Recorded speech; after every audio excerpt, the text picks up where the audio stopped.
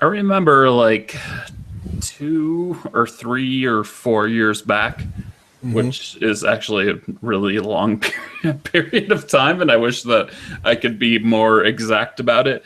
But I got a tweet from somebody named Janitor, and it was the first thing I thought was that's not how you spell janitor. Mm.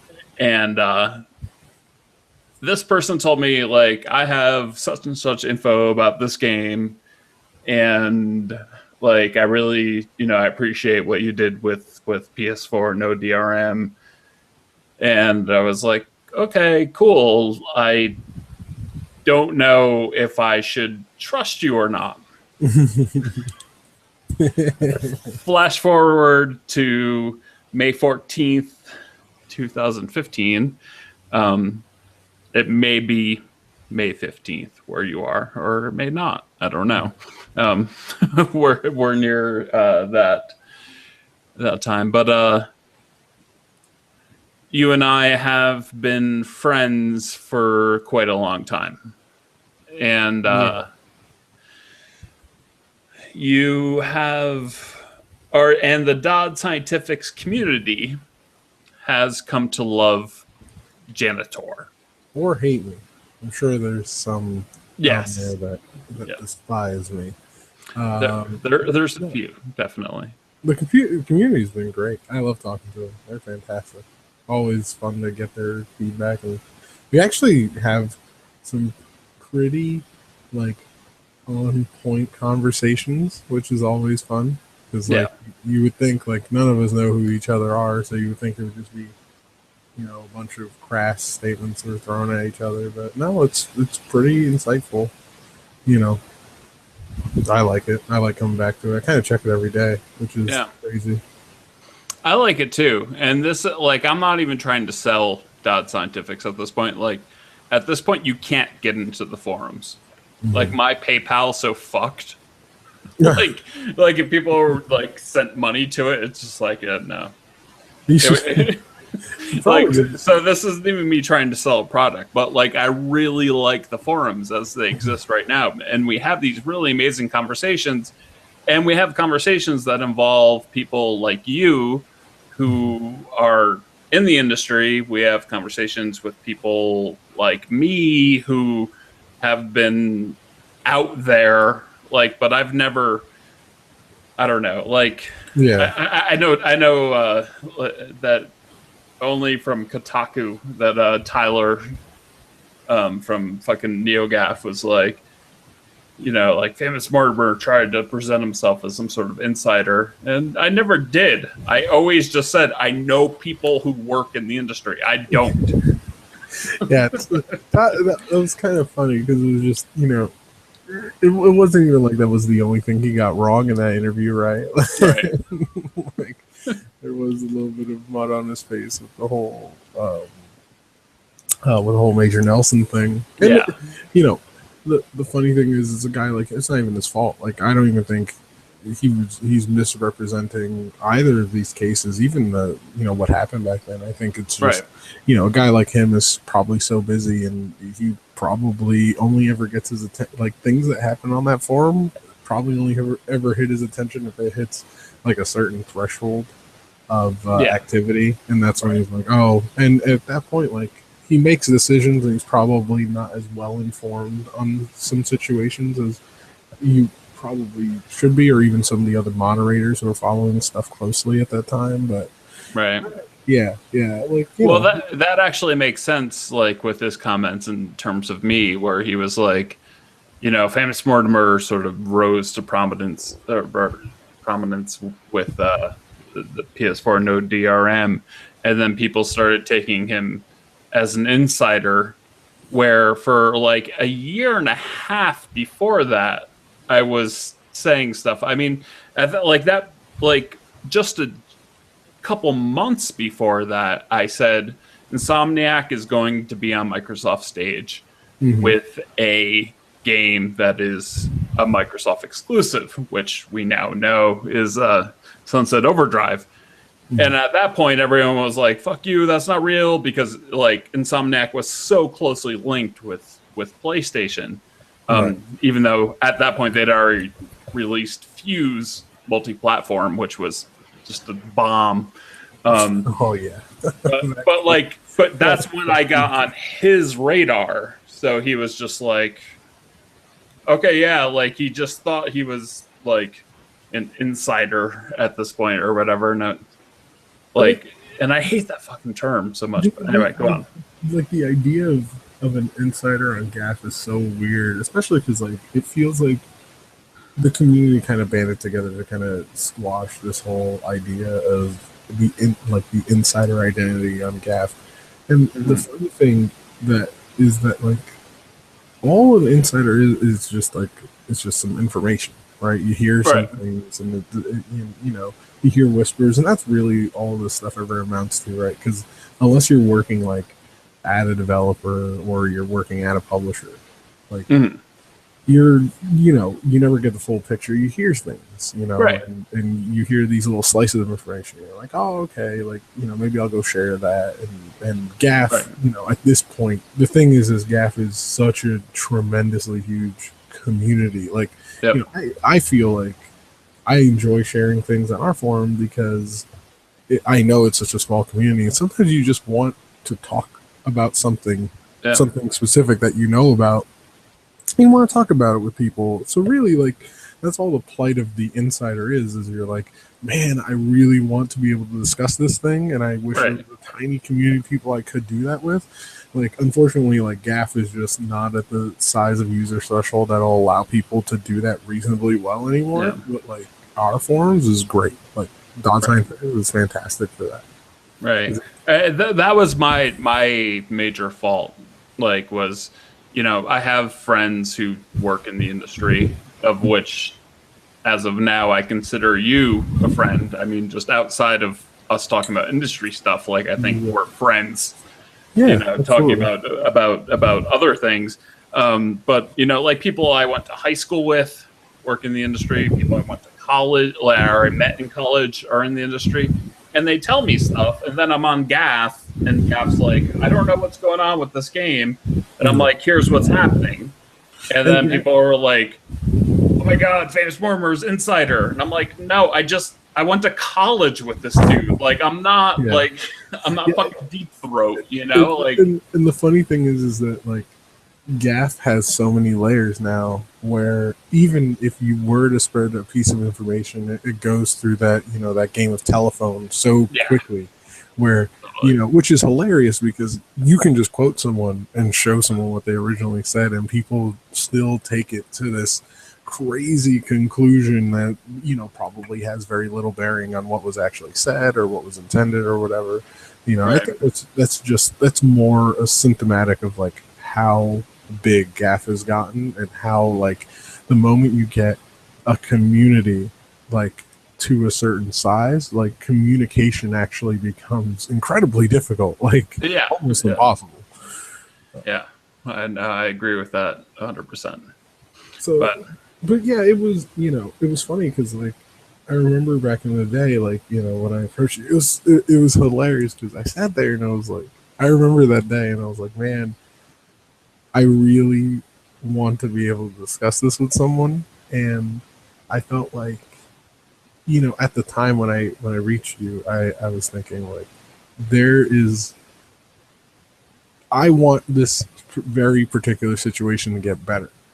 And I knew that some exposure to the public as to what was happening behind the scenes might alleviate the situation, or at least it would spurn the right people into action. And the bad thing about it, which looking back, like, I should have probably, like, if I could have handled it differently when I contacted you, I probably would have, in the sense of I probably would have asked you to add the caveat of, like, this is going to get better, hopefully, and that, by being able to talk about it. Well, when I look at the things that I wrote on my blog at that point, which was on WordPress, no ads, like, I wasn't making money off it. But when I look at the things that I wrote from the information that I got from you, you did say that a lot. You were like, right now, this, and this is broken. Coming from, I guess we can be honest and say we're talking about the Xbox One at this point. Right. Is that okay to say? Yeah, that's fine. You were like, this, and this was broken, and Which it was. but you were adamant about the fact like it can be fixed. This is just where it is at this point in time, and I felt like I put that out there, but right. I obviously didn't do it well enough because that's the only thing I've done so far in my life where I got actual death threats. Really? Yeah. Yeah, dude, people like console warrior stuff is serious fucking business to people. Like, and you know, it's funny, like when I kind of grew out of that phase because when I was younger, I used to be, I grew up with the Super Nintendo and NES and had a PlayStation. And, when I was a kid, I couldn't afford any of the other consoles. So when I bought something, like that was a commitment, right? Right. Like I bought a fucking Saturn when that shit came out.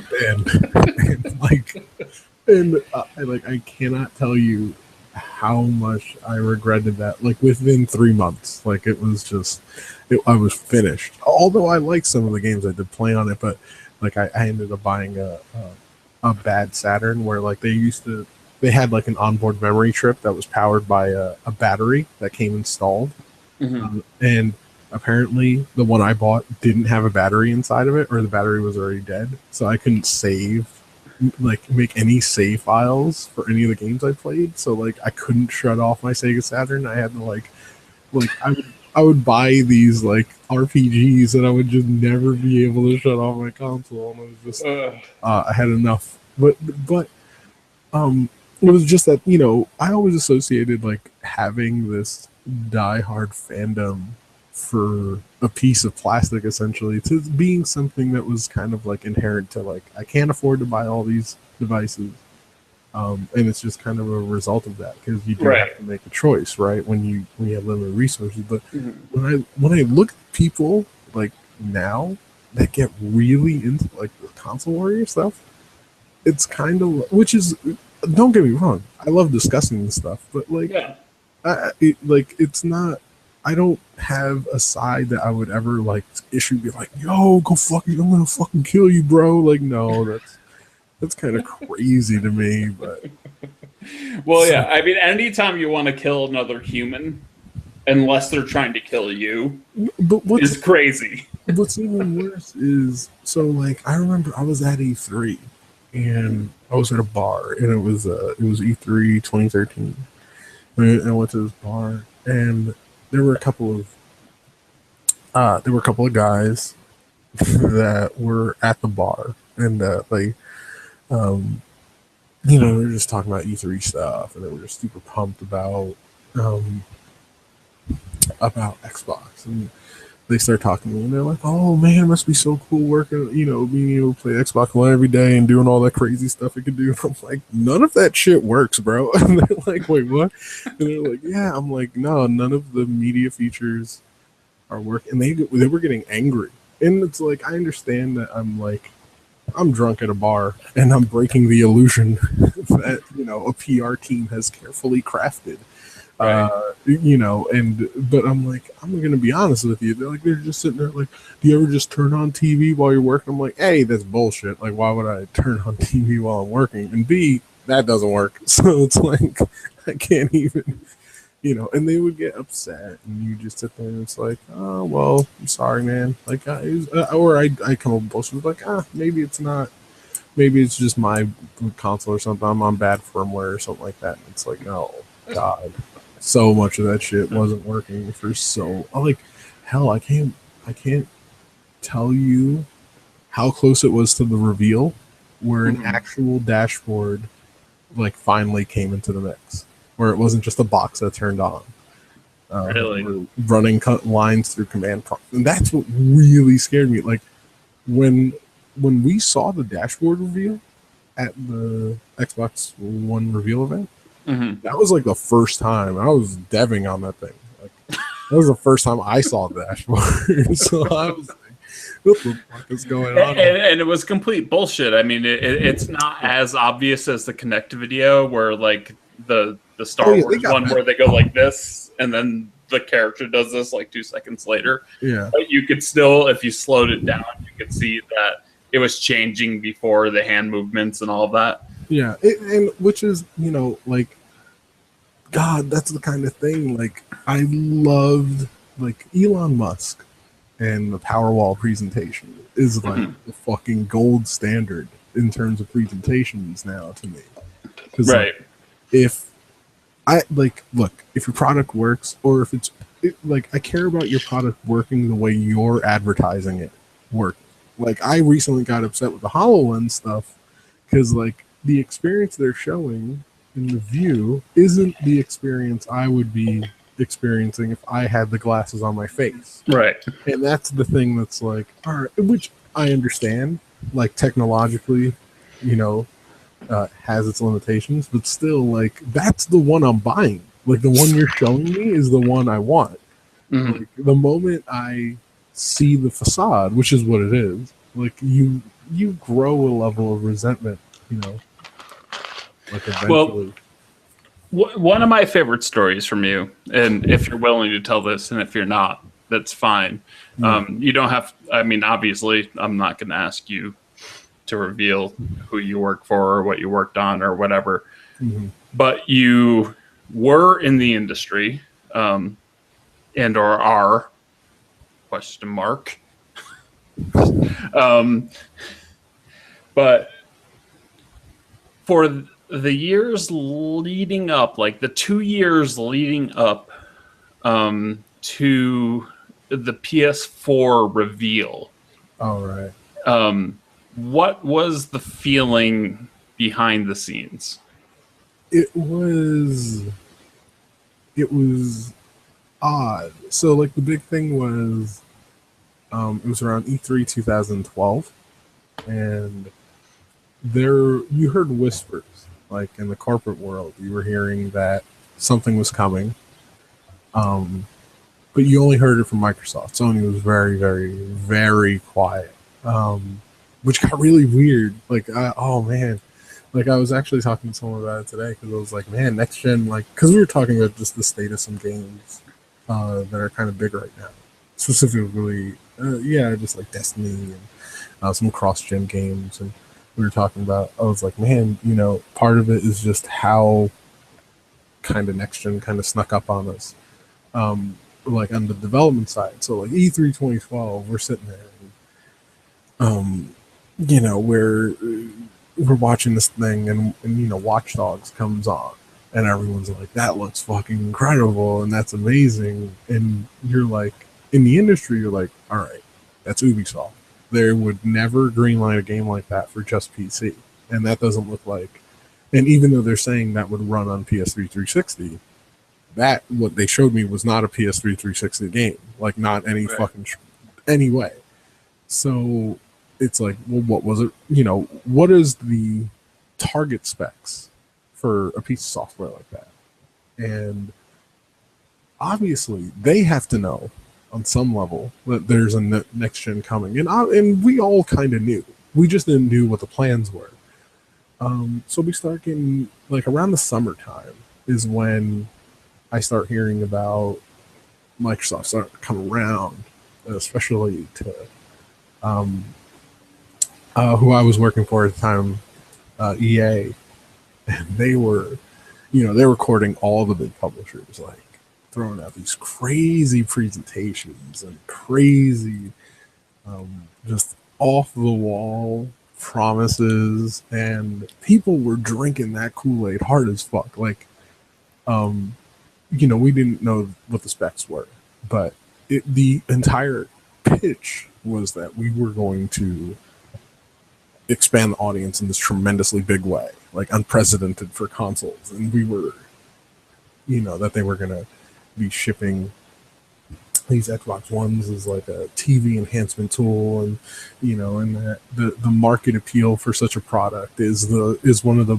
largest for any product outside of like the iPod, right? Like this, it's just crazy pitch, just over the moon. Well, And then, I remember you telling me that, like, and you used when you told me at the time, you used even stronger language. You were like, the whole industry was on board with what oh, Microsoft was pitching. oh yeah, no, the entire industry, save for a few outlets who we now know of, right? Like, bought that fucking pitch, like, completely. Got really invested, made some really crazy contracts that, like, in retrospect, is like, wow, okay.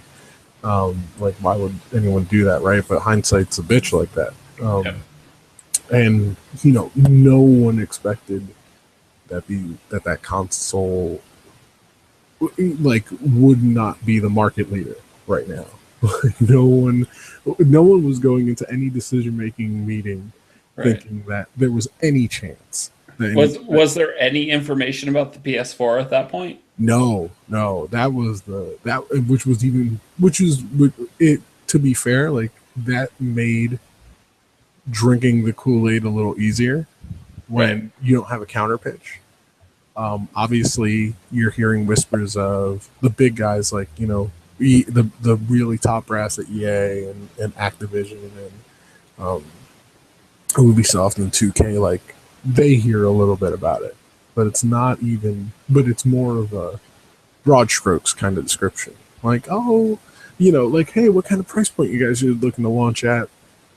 Probably going to be less than last time. Like, haha, Yeah. like, like, no specifics, just like, yeah, we're kind of, it's like, what are you guys thinking about launching? It's like, probably not too far from now. This old gen got pretty long in the tooth, and you're like, and then finally, like, Sony was so closed off that it was like influencing other people's decision making capabilities. Because at one point, I've heard from people that they were just like, Sony, look, if you don't tell us what your box is, like, we're gonna, like, we can't ship, like, we can't realistically start that pipeline right now. And they were just still like, nope, and then February comes, and I'll never forget, like, I was at I was at lunch with a couple of colleagues, and we were, it was funny because we were discussing, like, man, this could be a really weird generation, because at that point, we already had a couple of leaked specs on the Orbis, which is what the dev kit was called. Right. So this is like January 2013, right? And at that point, like a month out from the event, which was like February 20th or something like that, like towards the end of January, Sony puts out that trailer, and they're like, "Yeah, we're gonna have this event, fucking end of February. Everyone come on to New York." And there was a distinct moment where I'm having lunch, and I'm like, "Man, this is like, if any of those leaked specs are true." About the Orbis, like, this could be a really weird generation for Sony again. Like, they might not ever make software or hardware. Like, Sony Computer Entertainment could just be gone. Right. Like, we were just talking about, and we were even like, man, it's like, at that point, like, we had Durangos, like the Xbox Ones, but they were like giant PCs. They were formless, and the specs weren't even nailed yet. So it was kind of, it was still, we still had room for imagination to kind of form things for us. But we had nothing with the PS4 except for those leaked specs that were coming out on GAF. And then finally, the event happens, and they do the 8 gigs of GDDR5. Yep. And that's when it's like, what?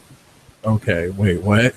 Like, in the pitch, like, had Sony done the pitch that they did at that February reveal to EA, to Ubisoft, and to 2K, maybe like 6 months prior, like, the starter generation would have been probably very different, Right. especially for like Capcom, right? Yeah, I mean, like, that's what you explained to me, and that seems to be a story that comes out a lot, is that, but behind the scenes, Microsoft totally sold their vision, and people bought it. They were like, Xbox One's going to be huge. Yeah. Sony kept sending people out. Like there was that recent interview with John Riccitiello where he pretty much just corroborated everything you just said. Where he was like, pre-launch, Microsoft was going out pitching this Kool-Aid and everyone was drinking it, and he was he was the head of EA at the time. Yeah, it was quite the sales pitch. Right. And Sony wasn't. I mean, according to Mark Cerny, just from that, from the February reveal and subsequent interviews, they were sending teams out just asking questions. Yeah. Like, hey, what do you want in a controller? What do you want in a GPU? What do you want in a whatever? And it didn't seem like anyone was catching on to the fact that Sony was listening, because when they made the PS3, they obviously were not listening. Yeah, no. So it made sense to just assume that they weren't for the PS4. Yeah, but people didn't know where this thing was coming from. Like we didn't know what team was doing the R&D on it, who was kind of looking into kind of developing this thing, like who were the hardware engineers, and then finding out that Mark Cerny was kind of leading the charge on the whole thing. He was like, oh, okay, this makes a little more sense, and that we didn't hear so much of it. And like that, it's still Japanese led, but with a kind of Western focus for software development environment. It all kind of came together, but it came together at the end of February 2013 when behind the scenes, I'm sure that the big games that got a marketing push, especially that day in February 20, like the Watch Dogs team probably had a really good idea of what no. Tons of devs actually found out what the specs were that day. Guys who had software running on Orbis kits. Right. So they if you believe me, and that's a big if, but a friend of mine who works in Sony first party, when he heard, and he was working on a launch game, when he heard that it was 8 gigabytes instead of 4, he was shocked. Yeah, he was working on the fucking game that came out on launch day. Yeah, I mean, which just goes to show you, just so people understand, that announcement was made within 8 months of the console launching, around there. Yeah. These things were really hard to nail down, which is why, Microsoft would kind of come in and do a sales pitch with ambiguous concepts or ambiguous tech. That wasn't nailed down yet, that, didn't exist in a presentable form and that we could buy it, right? And there was no piece of data that didn't line up with what they were saying, because, Xbox 360 just came off of a really strong generation, and the Kinect was the most successful peripheral in gaming history. And, the idea of combining the two pieces of tech into one sales package, I remember having a really strong conversation with a friend of mine talking about how amazing of Kinect-enabled device being sold, that where the hardware was built from the ground up from day one for Kinect, because it was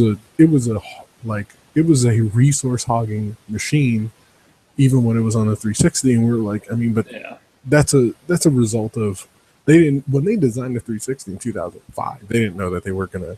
There's this crazy camera was gonna exist for the console one day.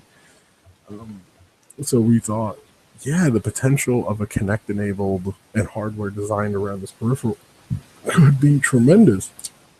In 2011, we had no idea what the state of software would be like. This Kinect software library didn't live up to its end of the promise.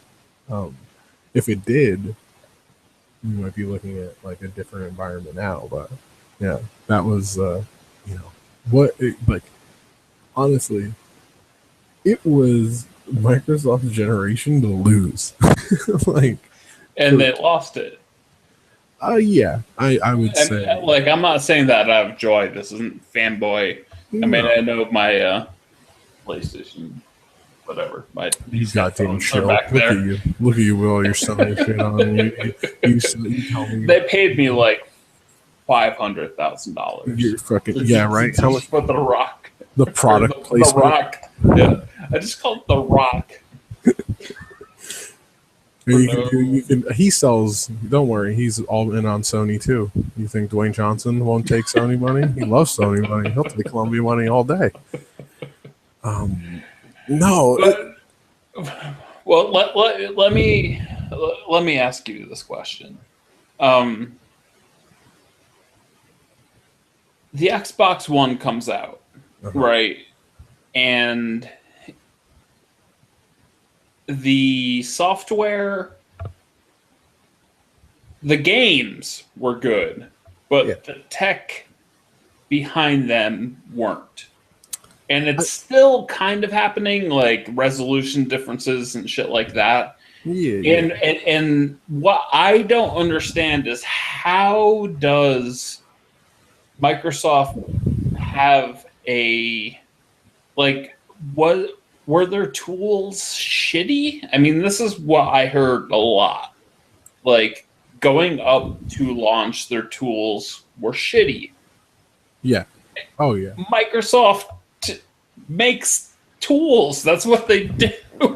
Like, how are they shitty? Like, I don't understand how that happens. Part of software engineering is, once you have an environment, like whether it's an engine or something, you can, once you get it stable and it's working in a very front facing way, then you can start building tools for it, right? So if you think about it, at the May reveal, right, in this 2013, like within 6 months that console launched. So it launched in so it's May, so it's like 6-7 months, something like that. Launches in November. Right. If we're on the dev side and we don't even have a dashboard, like, which is like the most bare bones thing you can think of, like, what was to say that the guys who are building a dashboard have any kind of room in their development scheduling, right, to start building tools, like requested tool sets for use, by the different developers out there. Like, they're sitting there requesting this stuff.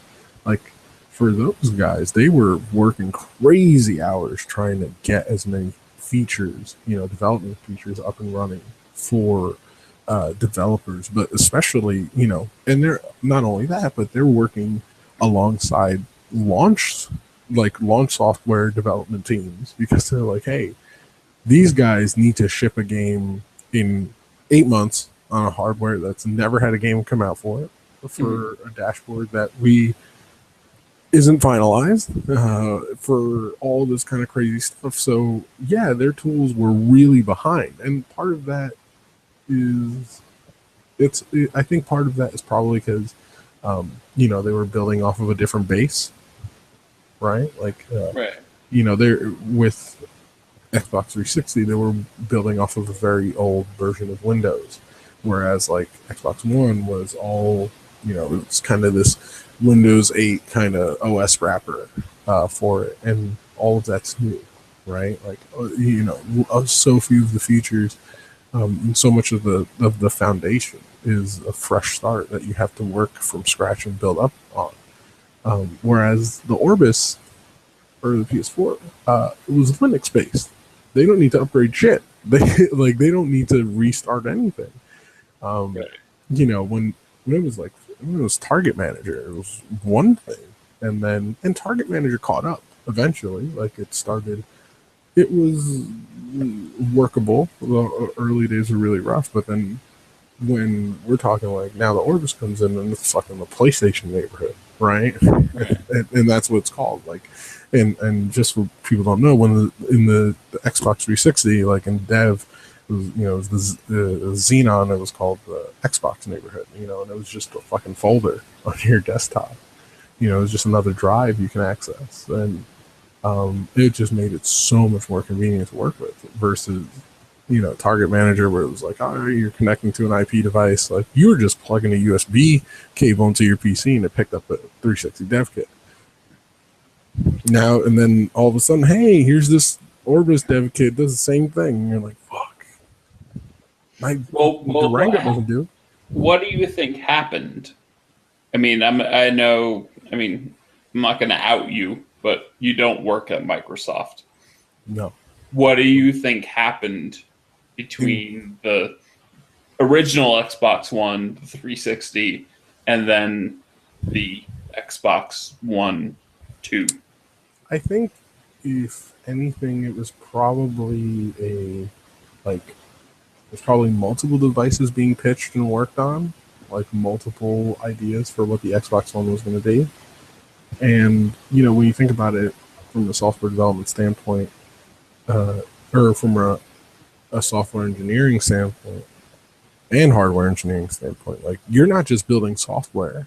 Like, when you're launching this tech, you're not just building software for the console. Like, it's hard enough to get all this stuff running for a console, but now you're dealing with a camera and you're dealing with all of the functionality for that device, which is a big marketing selling point. And it has to work, right? Like, that thing has to work the day that thing comes out. So it becomes a question of very limited, like, you're playing spinning plates. You're spinning Right. plates with your limited, software engineering resources that you have. And when you look... Let me ask you this, because this seems to be the thing that people who love Microsoft, and I'm not trying to shit on people who love Microsoft. They're fucking consoles. It doesn't matter. It really doesn't matter. I mean, the games are fun. Like, okay, this one's slightly it's lower res. Like, I don't give a shit. Like, I like Sony consoles, and I had lower res games last gen. Like, Call of Duty was lower res on PS3 than 360. Right. Fuck. It's just the delivery device, Yeah. It's just a way to get you, a convenient way to get you to play software. It's nothing more, nothing less. Right. But let me ask you this about the Xbox One. Like, one of the things that I have heard, number one, you've told me, so I'm kind of feeding you right now. But I've also heard from other people is the original Xbox and the 360 were they were on the same track. They had the same designers. They were building up.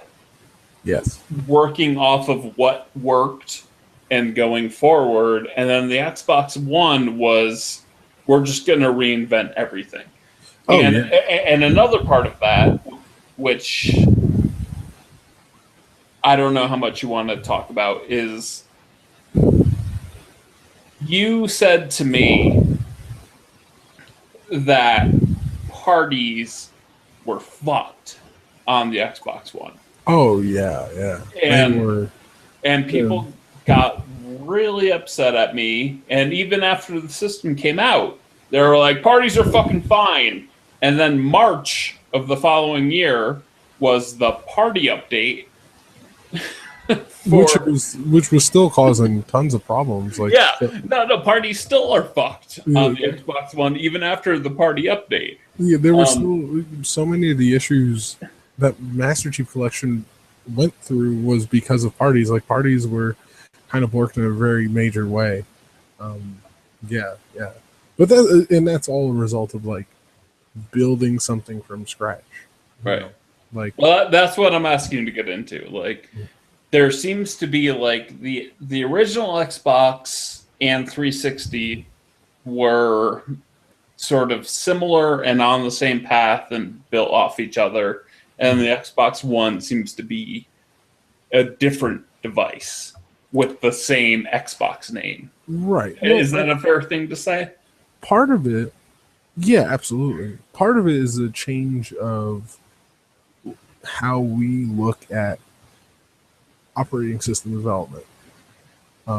You know, when the Xbox One was being developed, obviously a new version of Windows was being used as its base, and Windows has gone through a huge kind of transition period where it went from the old standard kind of PC focused, PC facing like operating system to, it needed to become an operating system that could adhere to the software environment of the mobile market, whether it was cell phones or it was tablets.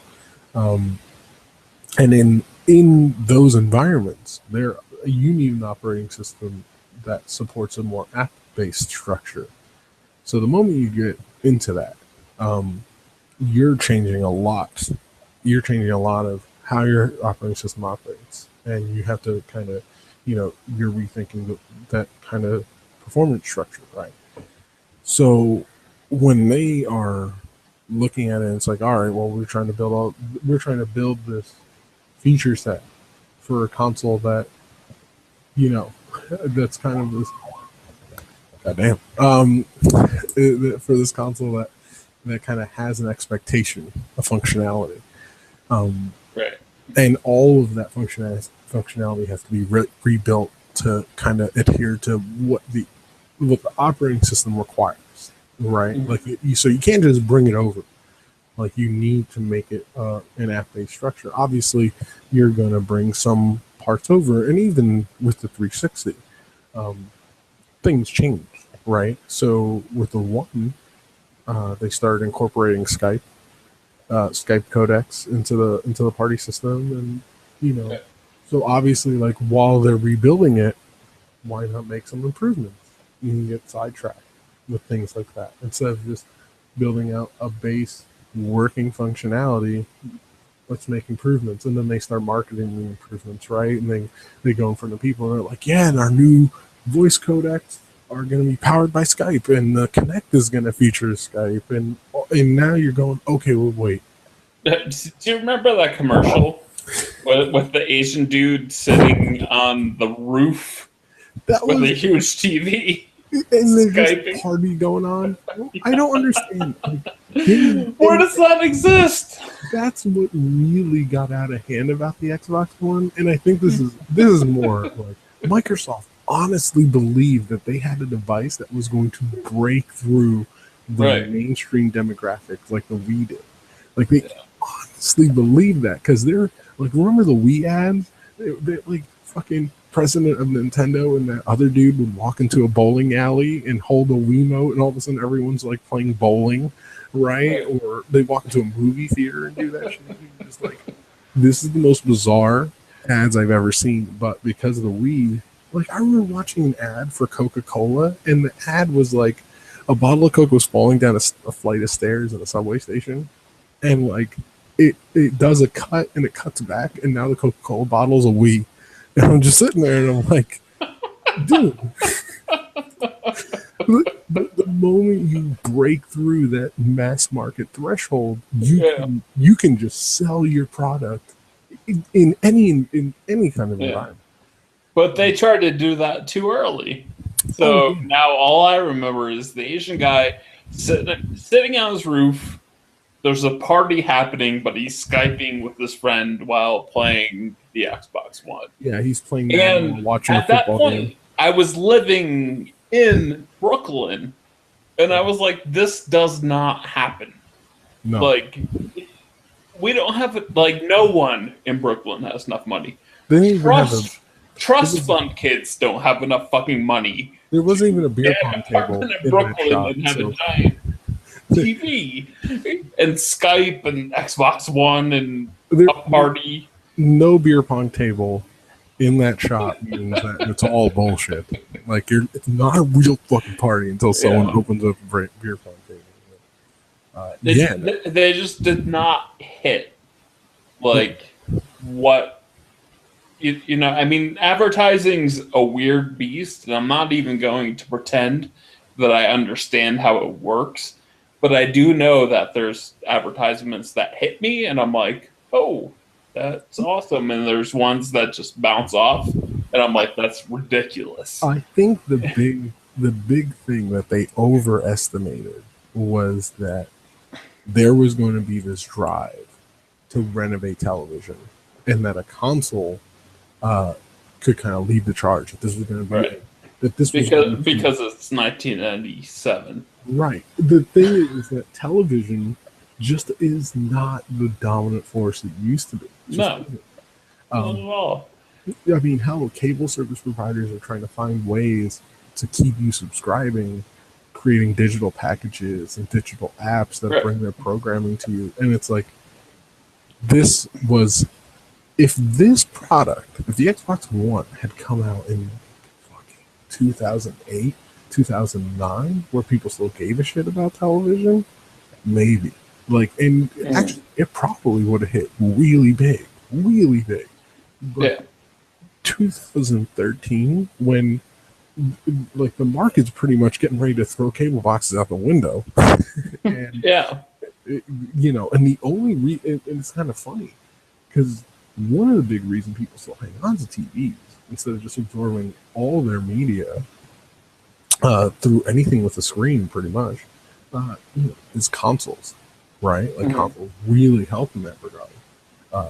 So in that sense, maybe that was like, well, people still need TV for consoles. So, and we're selling a console. So maybe this kind of makes sense. Right. And it didn't make sense to me. And this is just me talking personally. I know I am not a demographic, but I like right here, I'm looking at my computer monitor. When I look over here, if I was streaming a game, I'm playing on a monitor. Right. And we don't have cable. We have Netflix, and we steal shit. Yeah. Right. And even that was what we did when Microsoft announced that whole thing. It was like TV, sports, and I was like, I don't have cable. I steal it because it's easier. And Louis C.K. Well, let me just put this out here because I know I hear you burning to respond, but like Louis C.K., I love him. He's an amazing comedian, and I just tonight listened to him. He was on Howard Stern, I guess like a month or two ago, and it was on YouTube. So I listened to the whole thing, and he was like, "We decided," it was like him and his agent, we're going to cut out everyone else. We're just going to put like our comedy special on the site, $5. So price isn't a big deal. It's not difficult. It comes out across the world at the same time. So if you're in fucking Germany, you don't have to wait a week or whatever, and we're just gonna put it out. And ever since he started doing that, he's made so much money, and the rest of the internet has not caught up to that. We will pay if it's cheap and easy. Well, and that's the funny thing, because you see, everyone wants, like, the moment people realized it was a pie for cheap and easy, everyone started trying to carve up a big slice. Like, you look at, like, you look at this kind of fucking secret war, like, that Netflix and Hulu and Amazon Prime are, like, having amongst each other. Right. And like, they're getting really aggressive. Each one's trying to legitimize their platform. And it's like, you know what, bro? I just want to use Netflix. Like, that's what, like, so what am I doing now? If, for example, like, if there's a show that I want, whether it's on Amazon Prime, and the thing is, Amazon Prime, they're really good because they have two services they sell you if you buy the subscription. It's not just Amazon, like, it's not just the TV content, but it's also the free shipping for Amazon services. So they kind of edge out. But Hulu's doing this shit too. And I'm like, look, I just want to pay for Netflix. And if you're not going to, like, let me view your show because some guy's having, like, weird contract negotiation bullshit, I'm just going to go steal it. It's simple as that. Like, I'm either paying for Netflix or I'm downloading it off of some fucking torrent. Like, you get to choose. Do you want my money? Go Netflix. That's how it's gonna. That's how it's gonna work.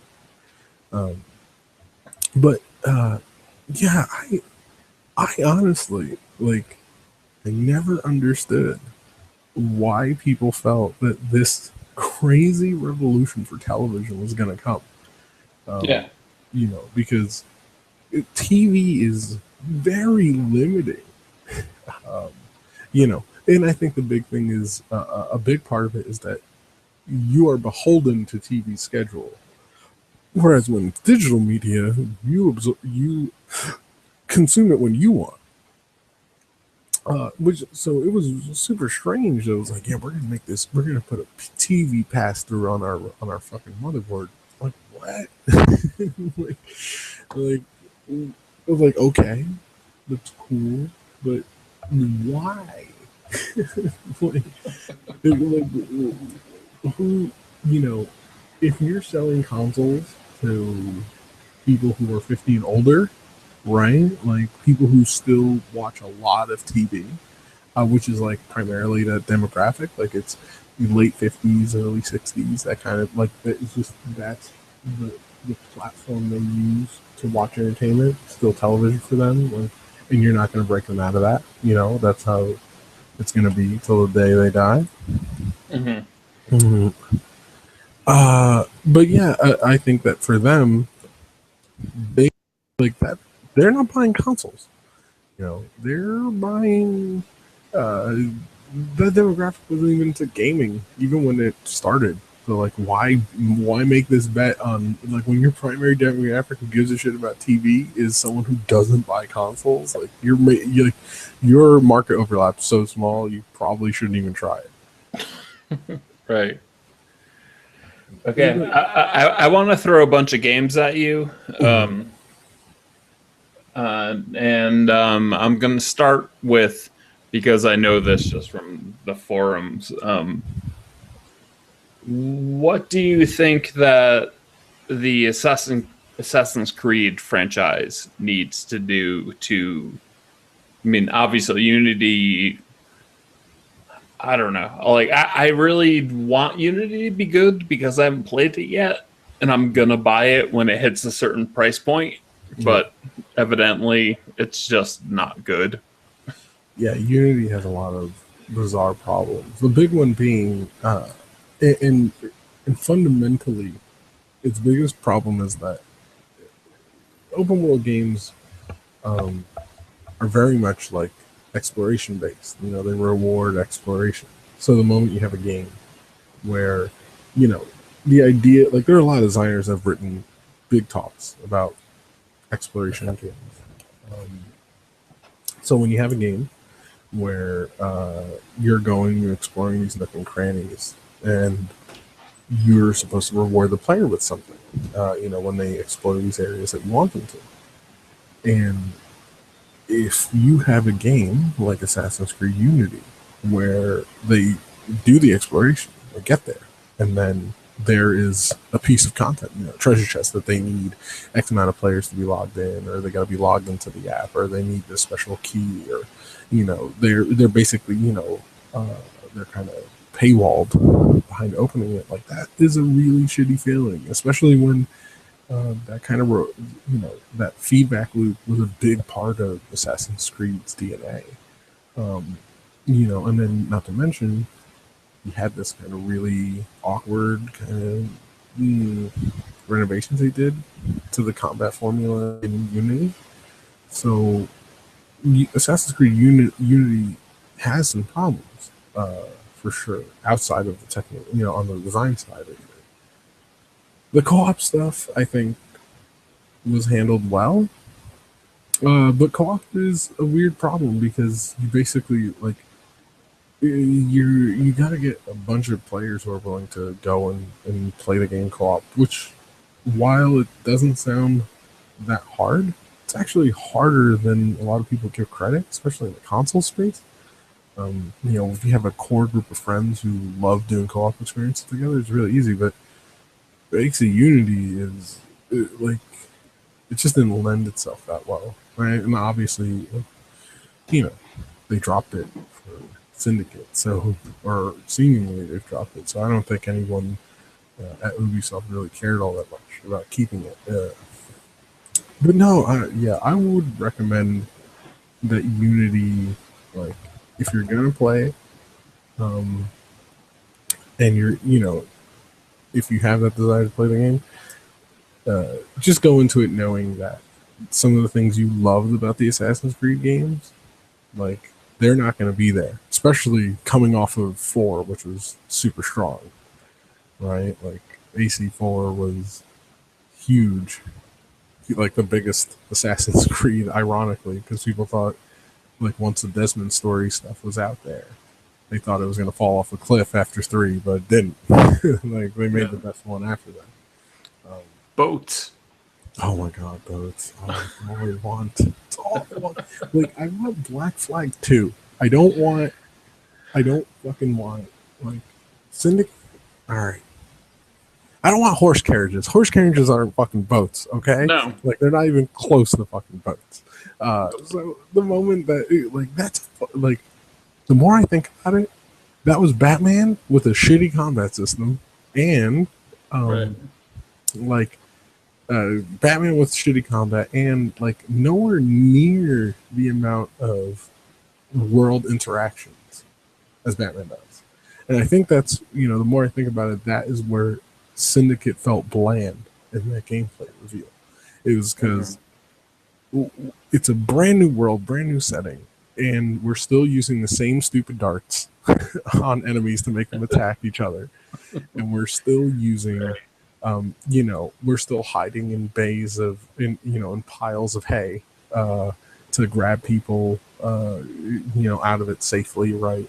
And we're still, dispatching lookouts while a guy is holding up one of our allies and then just killing the other guy. So it's just like, oh, okay, like, I want new ways to interact with that world. Like, these are all tried and true things. I need new forms of interaction. A grappling hook, like, theoretically, all you're doing is cutting down on the amount of time it takes to scale a building. Right. Which is half a second. Right. Which, for some games, that's a huge thing. Like, yeah, absolutely. At Quake 2, when I don't know if I think we're around the same age.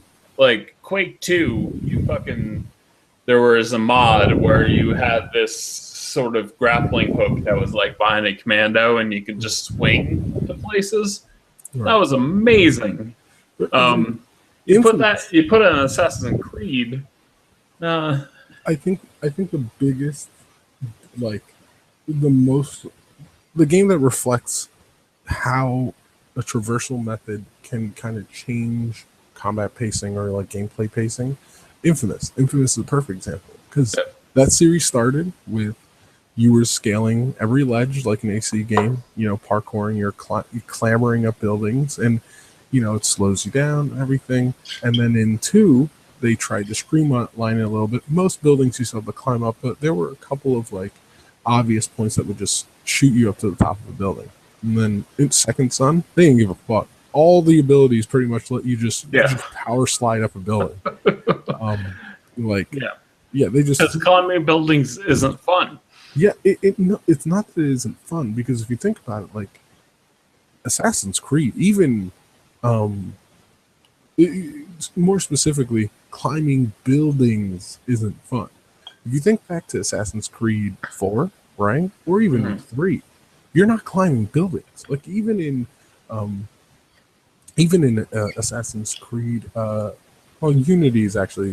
Unity could have used a grappling hook, but when the buildings are of a certain height, where you're climbing up them, you look at Assassin's Creed 1, 2, 3, the buildings are actually pretty small scale. Climbing up them is relatively quick. So there's a time to climb. A TTC that someone's probably measuring. It's like, unless you specifically want this building to be a really long climb, like, for example, the Vision Towers, right, or the Eagle Towers in the Assassin's Creed, like, you probably don't want the player spending that much time climbing the building.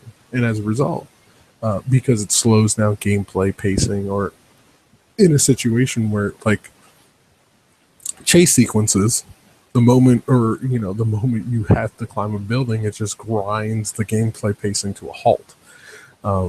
So that's probably why they've streamlined it a bit. And when you look at Assassin's Creed Syndicate, like those buildings are fucking tall. Like Yeah. Like a lot of those buildings look like, like they're big. They're bigger than any I've seen outside of Unity. Unity had some pretty tall buildings. So like a grappling hook all of a sudden makes the perfect amount of sense in that universe. But there's still something that doesn't really fit about it, I guess. So, just with Assassin's Creed, for me, I haven't played Unity.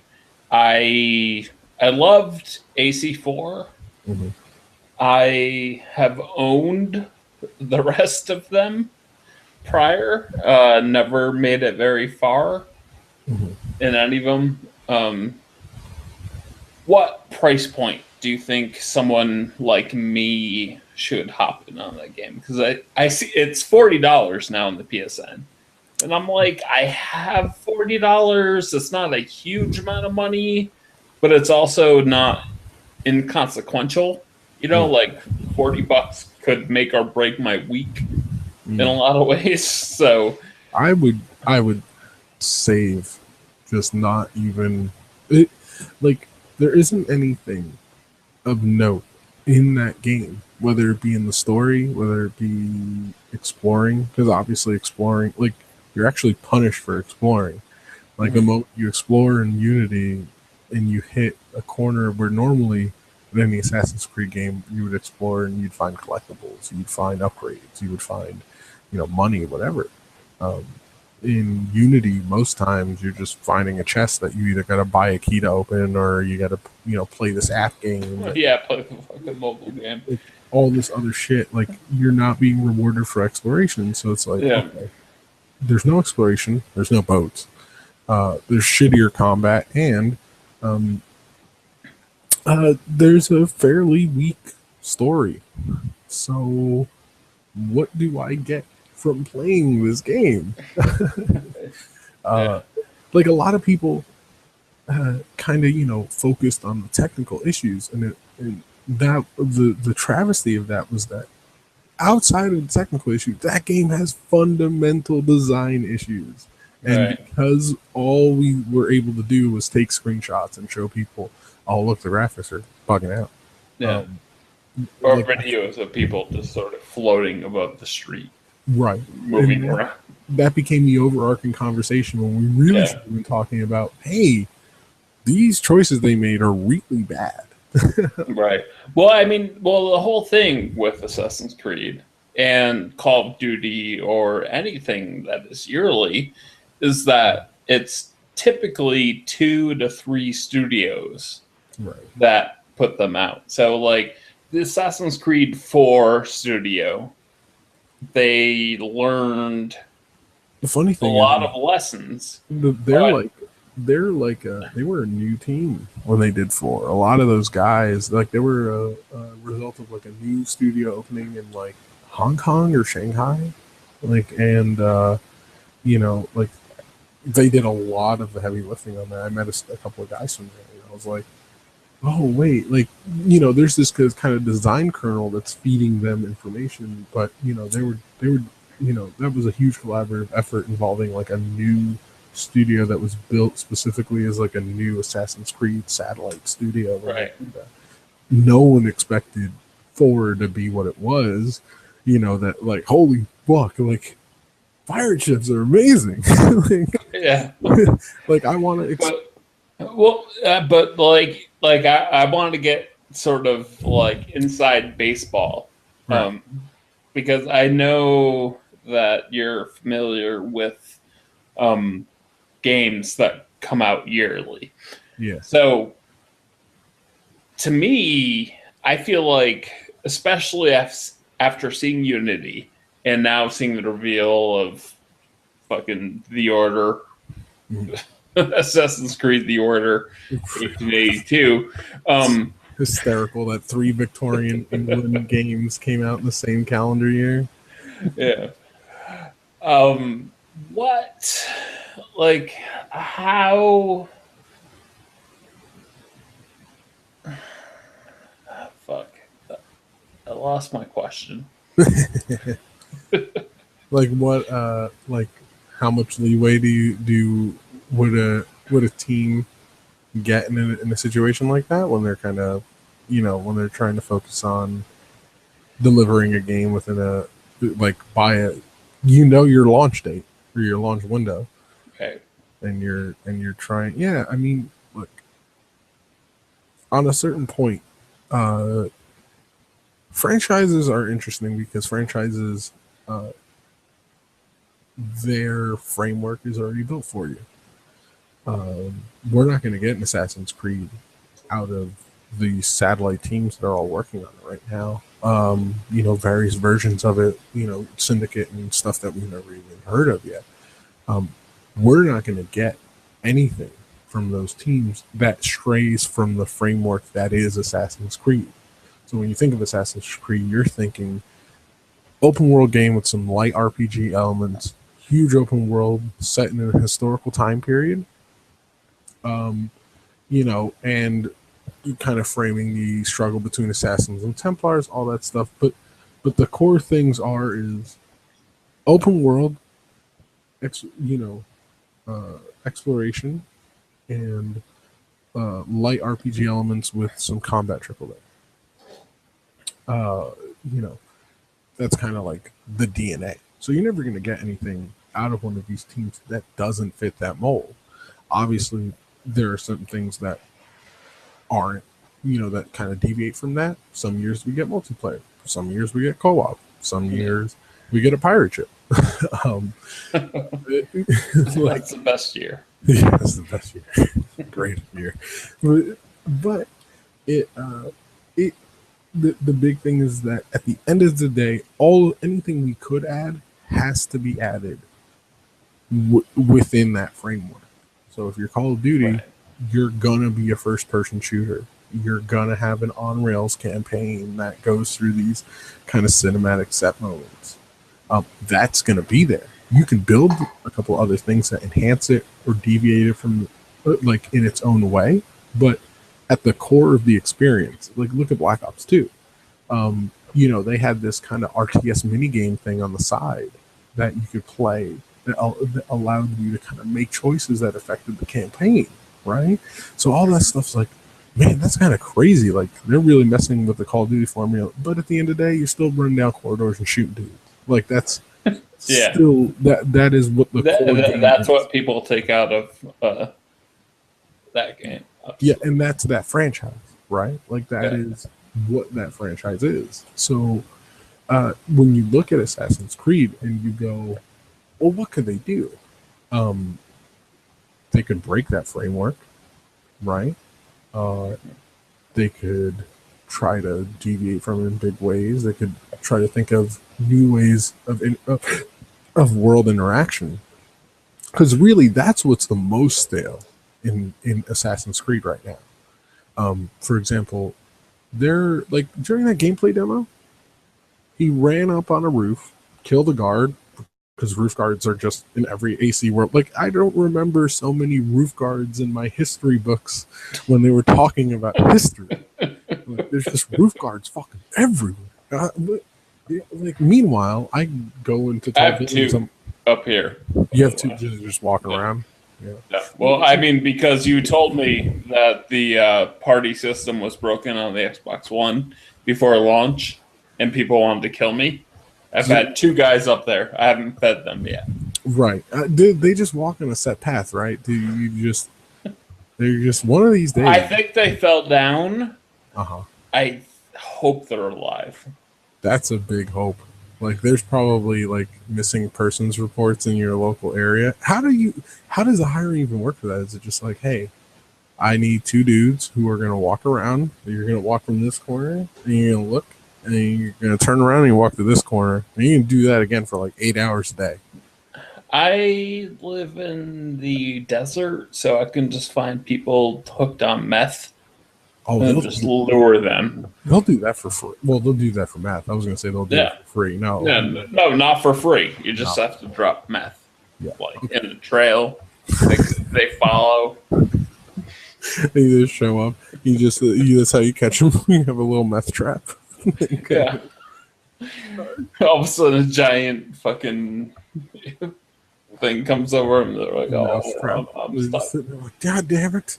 You're like, I will give you more rock if you walk back and forth on this corner for 8 hours. But I got the finest crystal you've ever seen. Yeah, but no, dude. Like, they just need to come up with, within their framework. If Assassin's Creed, if those guys working on it could sit down and have a hard look at world interaction, so much of their design is focused on replicating the Assassin's Creed experience, which is you want to feel cool sneaking around and you want to feel cool taking guys out in really cool ways. I mean, it's in the fucking name of the game, right? Like assassins. But the big thing is like, you're not really an assassin. You're more like a mass murderer. Like now you're leading a gang.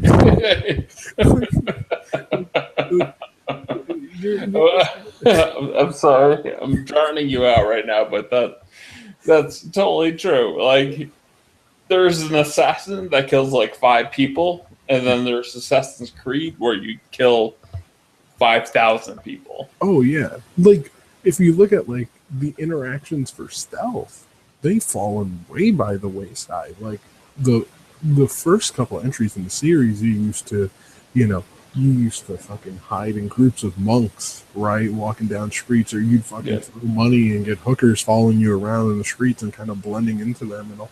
And I'm sure variations of that will be there. I hope. Right. But what we saw in that gameplay demo was, all right, you're gonna climb that building, kill the roof guard, and then kill all these other guys, and then just kill like the only interactions in an open world were just killing people. And at that point, it's like, why would I play this? I got Grand Theft Auto right here, and in that I could fly shit. like that. That like you can't just have an open world. You need to come up with really interesting ways of interacting with that world. And that's why people loved Watch Dogs initially. Because it was... but then it got so bad. Yeah. I loved Watch Dogs. I know you did, and I hate you for that. I don't really hate you. I'm sorry. You just... I'm roping the mic thing. You're stroking that mic. You just stroke that mic. I won't bite. No. But Watch Dogs... It's a fucking awful game. Shit. I don't understand why anyone would think it's awful. There are awful games out there. Assassin's Creed Unity. Shit. Assassin's Creed Unity is borderline awful. Okay. Well, I haven't played that, so I can't get it. The Evil Within is god awful. I agree. I got that through my share, and I played like half an hour, and I was like, I'm not scared or entertained. I wanted to slap reviewers for going light on that game, because, and to be fair, like I know a lot of people, it's hard to, like I'm a dev. So to be like, I wish reviewers really beat the shit out of this game is bad, because whenever I've been on games that got the shit kicked out of it and it felt terrible. Right. But that fucking game is not a 7. Like, not even close. Just, oh my God. So many problems. And the fucking walk animation. Oh my God. How that made it into live read, I'll never understand. It's the silliest fucking thing I've ever seen. What are you playing right now? Destiny. Destiny. Oh, I love Destiny. I can't. I mean, anyone who's ever even listened to this podcast, even though this is the second one in 2015, and it's May 14th. So I hope they're still with me, but yeah. That's your they know my Destiny addiction. Destiny is amazing. I'm super excited for more. It is. Let's have a conversation about why Destiny is amazing. Mm-hmm. Because there's so many fucking conversations about why Destiny's a shitty game. Well, there's a lot of people that want it to be a shitty game. Right. There's a lot of people that would love that. Maybe it doesn't resonate with them. And to be fair, there are a lot of people that what they come to get from a game or what they're looking for out of a game, Destiny doesn't offer. Destiny is not there for the guy who wants a compelling, deep campaign. You're that guy. You're not. Do not play Destiny. I don't think the story is as awful as people say it is, but I agree with you. Like, there's definitely. I mean, like, it's not The Last of Us. Like, it's not on that level. But the story isn't as awful as people make it out to be. The Destiny story is pretty bad, but it isn't bad because Destiny has an incredible world. It has one of the best worlds a new IP has ever presented to the gaming world, to the gaming populace. Like, in terms of a world, oh my god, is Destiny incredible! Just the level of detail and thought that have been put into each of these factions and races, and the world building that has been done for this world you're playing in is fucking tremendous. One of the most fleshed out worlds in gaming. The problem is that nothing happens. And so there's a difference between world and story and narrative. And in terms of narrative, Destiny, I would say it's dog shit, but it would mean that Destiny has a narrative, and Destiny really doesn't have a narrative. Like, it has a narrative. A narrative would require characters, and that's really what Destiny is lacking. Yeah, it is. Well, I mean, let's real quick. Uncharted has amazing characters. Right. When you look at the story, it's kind of shitty, like any of them. Destiny has an amazing universe. Oh yeah. Not so much with characters. They're getting better, but a big part of what that game was lacking is not just characters, but character interaction. Like, one of the best things in Destiny, and people who are like, "Man, Destiny's narrative is bad," and I'm like, "You're right." But then I tell people you should probably play through the Dark Below's story content, right? Because I think they did a much better job in the Dark. I do too. Like, but not just that. It was because the events in the Dark Below altered the context of the world to the player, and I think that that is what Destiny needs. It needs acknowledgement of player interaction. Like Eris, her dialogue reading is just way better than most of any of the other characters present in Destiny, but also Eris kind of, in her like, her quick, her whatever, her throwaway lines kind of inform a little bit about her, about what she's kind of gone through, how it connects to the Dark Below, but also it evolves. So the moment that you kill Crota, her lines change drastically, where now she's like, "I wish I could have been there to see, to see you kill Crota," and it's like, it is the game acknowledging that you have done something. Right. When you beat Destiny, nothing changes in the game world. Nothing changes with the Traveler. Nothing changes with the Speaker. There is no acknowledgement in the game world that you're still playing in that you've done fucking anything. Right. So, in that sense, that is what Destiny is lacking. And I've heard that they are working on addressing a lot of that. You say I've heard, and heard, I don't think this could out you, but before anyone was really excited about Destiny. Like Destiny was, it was like, oh, Bungie's going multi-platform, and they keep showing this shit, and it doesn't make any sense. And then they had this sort of alpha, Yeah. and I remember getting messages from you saying, "This is fucking incredible." Yeah. And they're like, "I can't wait to do so and so mission," which is hysterical to me now, knowing the whole game. Yeah. Like you were talking about, like the third mission in the game, doing it on hard, and that's like nothing compared to the end of the game. But you only had this slice, and you were like, "I can't wait to do this mission on hard. This game is so good. It feels so good." Yeah. I mean, yeah, that alpha resonated really strongly with me. But I think the big thing that I took away from it when I first played it, the shooting was some of the best shooting I've ever experienced. Like, with the controller.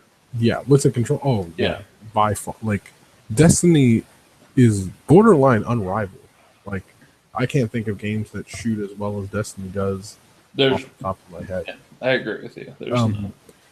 But the big thing was, it was a multitude of things. One, they were rewarding exploration, so exploring the world felt great. You know, the bigger environments are cool to explore your first time around. Once you get a feel for a lay of the land, it's whatever. But that first time kind of going through an environment, man, really cool. I am at about 250 hours at this point, and I just the other night, like, because I took about a month and a half off, I just the other night found a point on the first, like, on Earth, Russia. I found an area that I'd never been in. Yeah. And I was like, I played 250 hours. How did I never get here? Oh, yeah. And there was probably, like, there might have been a chest. Maybe there were a couple of enemies you never knew were even there. But yeah, no, Destiny's world, even the bigger environments, like, they managed to really do a great job at filling, like, making it feel full. It didn't feel that sparse. Like, obviously, it runs into the same problems that you can talk about any kind of open world based MMO, where there's an obvious pack of mobs that are walking around this little patch, and then when you kill them, they'll respawn in a couple of moments. Like, don't worry, they'll be right back. And I think in terms of a first outing, no one really tried anything like this on console, and MMOs traditionally have not done well on consoles, like outside of like Final Fantasy 11 in Japan, and that has a whole other list of reasons why it worked. When we look at like MMOs during the 360 and the PS3, like even MMOs that were being built as console experiences just never took off. Like, and in a lot of ways, Destiny found a way to take what was so compelling about MMOs and putting it in the console experience. And that is what really, like, if it's almost fitting that if anyone were going to do it, it would be Bungie. Because as a studio, Bungie, like, I was talking to someone else today about this, but like Bungie basically wrote the design Bible for FPS on console. Yeah. Like, before Halo, it was a genre that just didn't exist on console. GoldenEye, but it didn't Halo exist. took it just it controlled so much better. Yeah, it didn't have no one had a full sense of a kind of this shared language for shooters yet. Yeah. Right. There were people trying things out here and there, but nothing really felt quite as right. And then Halo came along.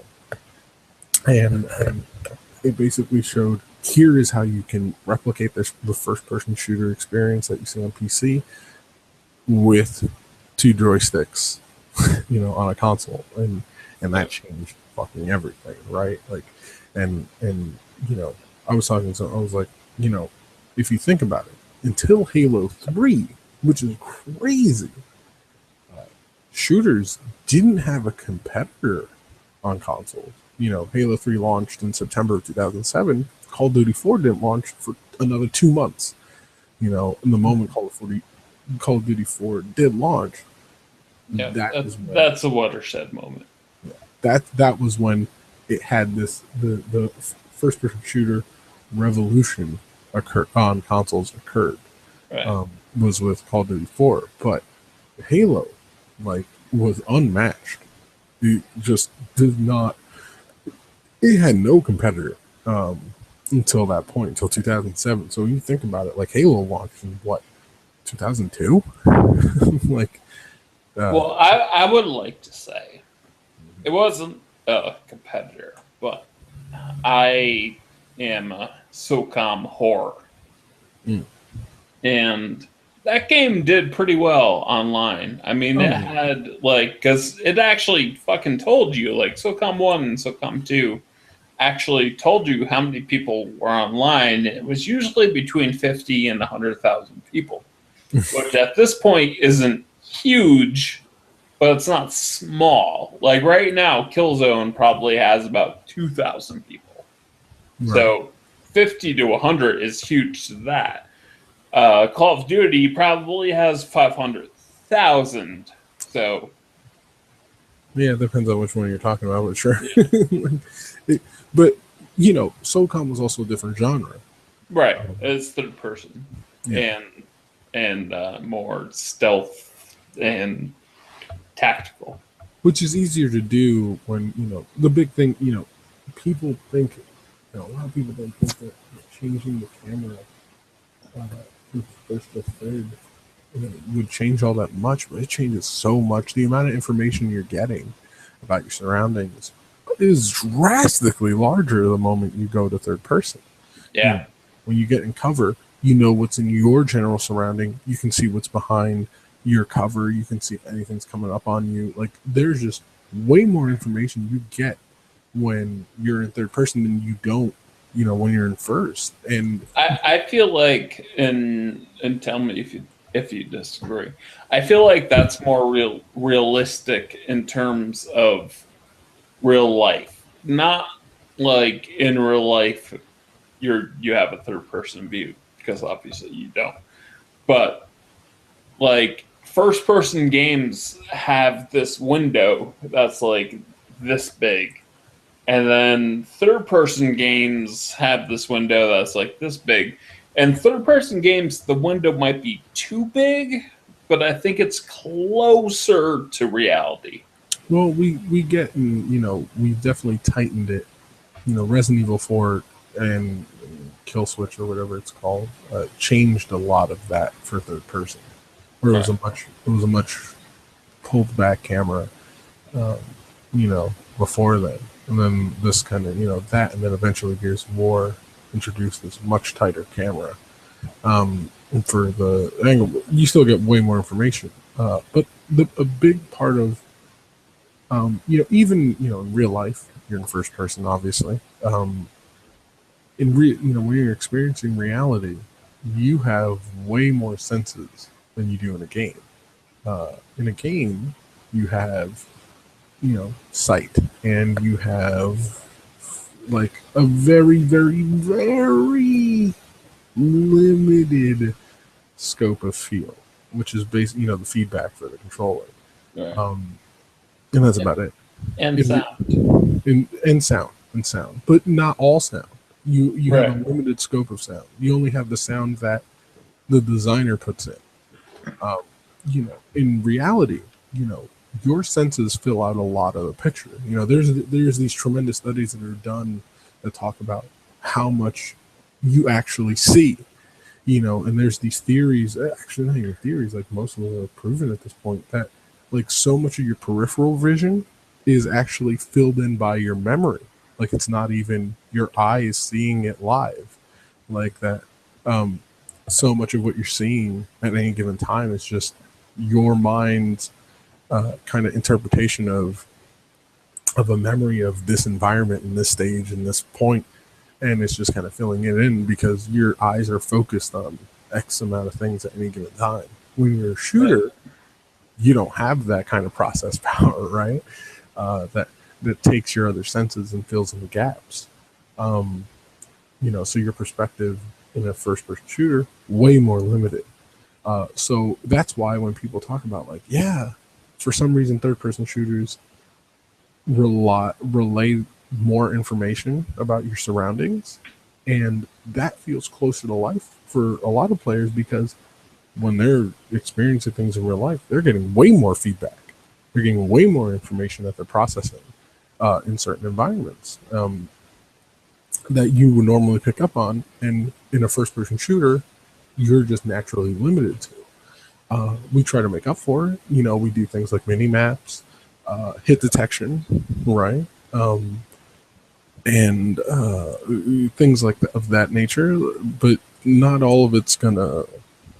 None of it's ever gonna replicate the real thing until we get maybe VR with some way better form of a feedback system. But yeah, right.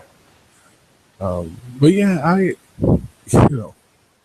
think that going back to the whole first person, third person, and kind of shooters on consoles, I think that as a genre,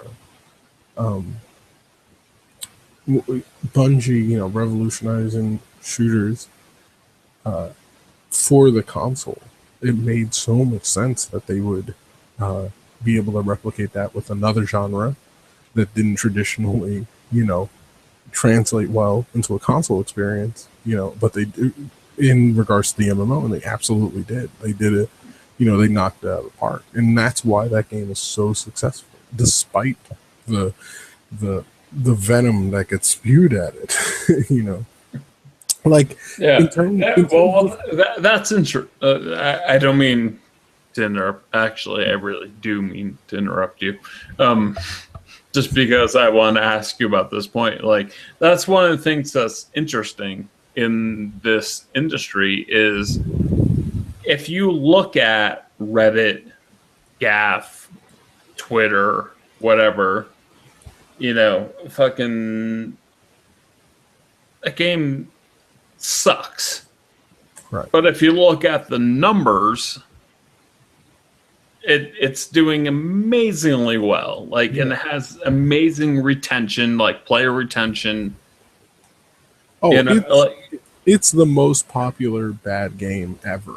If you were to believe what people, reviewers had to say and all that stuff about it. I remember talking with my friends, in development, in the industry, playing this game for weeks and weeks on end. And we finally just I think it was after 3 long weeks of us playing the game. So we're talking early October. And I remember me and a couple of my industry friends, we got together, we went out, we went out to lunch, and we were talking about this. And we're like, man, this game did not deserve the shit that got thrown at it. At all. All of us were like, no, this is some of the strongest game experiences we've had in a long time. And we're sitting there and we're like, man, there's just this crazy disconnect between what we're being told this game is and what we're experiencing when we're playing it. Now, to be fair, that is not a game that is built to review well. Most reviewers go into a game, they play through the campaign, they dabble in a couple of the online features. There's even, for a lot of these games, there's designated play times for them, right? In the review process, where it's hey, we're gonna have, for all the reviewers, we're gonna have a designated playtime for you guys. It's on Friday night from 8 to 12. All the reviewers sign on at the same time and they play each other and all this stuff. Right. That's not Destiny at all. No. It would it is not a game that so many games are kind of built around, not around the review structure, but so many games, what they offer fits into the structure of how reviewers approach games nowadays so well. Destiny is not that game. It is the antithesis of what fits the review mold, the reviewer's mold or formula for reviewing things for the most part. So that's why, like, seeing it didn't help that they didn't give out review copies pre-launch, right? So there were reviewers who were just like, I'm going to play for the weekend, played it for the weekend, and now I'm just going to write a review. And it's like, dude, you've barely scratched the surface on what that game is. Yeah. You know, so many of those. I don't feel like I could rate a review of Destiny now. And I played 250 hours of it. And there's another expansion coming. And it's just like, well, it's going to change again. So if what I write right now is going to be fucking stupid in about 5 days. The most you could do is try to relate the experiences that, like, the sort of experiences that a person is, like, might be ready to accept or is looking for. And you just talk about that and how well it kind of does at delivering that, you know. Like, obviously, yeah, it didn't have a great campaign or whatever, or the story mission, but in terms of, like, creating, I like the story. I don't. Am I so stupid that I thought I understood it, or am I so stupid that? No, it's just this story made sense. I don't think the story didn't make sense. It totally made sense. Totally, it built up to this thing, and then there was this thing, and it had to do with time and whatever, but it all made fucking sense if you listen to the dialogue. Obviously, I'm saying this in a way that isn't a spoiler. The big problem is that we're used to having concepts solidified in a character, in something that has meaning. Or like we have a way of projecting ideas onto personalities, onto people. Destiny is not that game. When you go to the Black Art and you fight the Vex, like, these are just mindless fucking machines, right? There isn't a personality. The Black Arden is a thing you just but there is, like, they explain the whole story of the Vex. Like, when you, like, there's that fucking mission where you run all the way through that fucking planet and you get there, and then you send Dinklebot out, and he's like, the Vex, they travel through space and time, and he's like, and time? And they can just sort of warp it. Like, it's all fucking explained. But the Vex lack a personality that can help personify it. Like, you need to wrap that feeling into a race that represents it. Yeah, no, I get that. Kind of like you look at Mass Effect. Mass Effect has tons of races, and what they do is they take characters and they personify that race in this character, and then they inform you about that race with your interactions with that character. Right. So you don't know. Which seems like what they're trying to do now. Yeah, like, because they're evidently, like, in this Destiny expansion, there is still a Fallen who, like, the Queen's Guard trusts. That's going to be in that common space out in the Reef. So that's going to allow us to understand where the Fallen are coming from. Right, and that's the other thing. All of the races are super rich. Like I said before, incredibly well detailed. And you can just go read it. It's all in those cards you're unlocking. It's all there. I've read it. That's why I'm all for the story. I think it's amazing. Oh no, it's, again, the moment any of the, like, people, like, when you tell people who the Fallen are, they're like, that's fucking fascinating. Yeah. And you're like, well, I mean, but every time you walk up to a Fallen, they just kind of growl at you in a language you don't understand. And they shoot bullets in your face. Yeah. And your primary interaction with the Fallen for the entirety of the game is that. So, like, on a piece of paper on a website, they are this deeply rich fascinating race of intergalactic conquerors and all this stuff. But in the game, it's like, no, they growl at me and then they shoot bullets at me. Like, that's what they do. Right. So, like, you need to bridge that gap. Like, you need to, it's easy to say, like, yeah, if you go out and you read this novel's worth of fucking backstory on these, in the Destiny app, it all makes sense. But I need to interrupt you. Did you just hear my wife laugh? Why? Like over the mic? No, I didn't. Okay, never mind.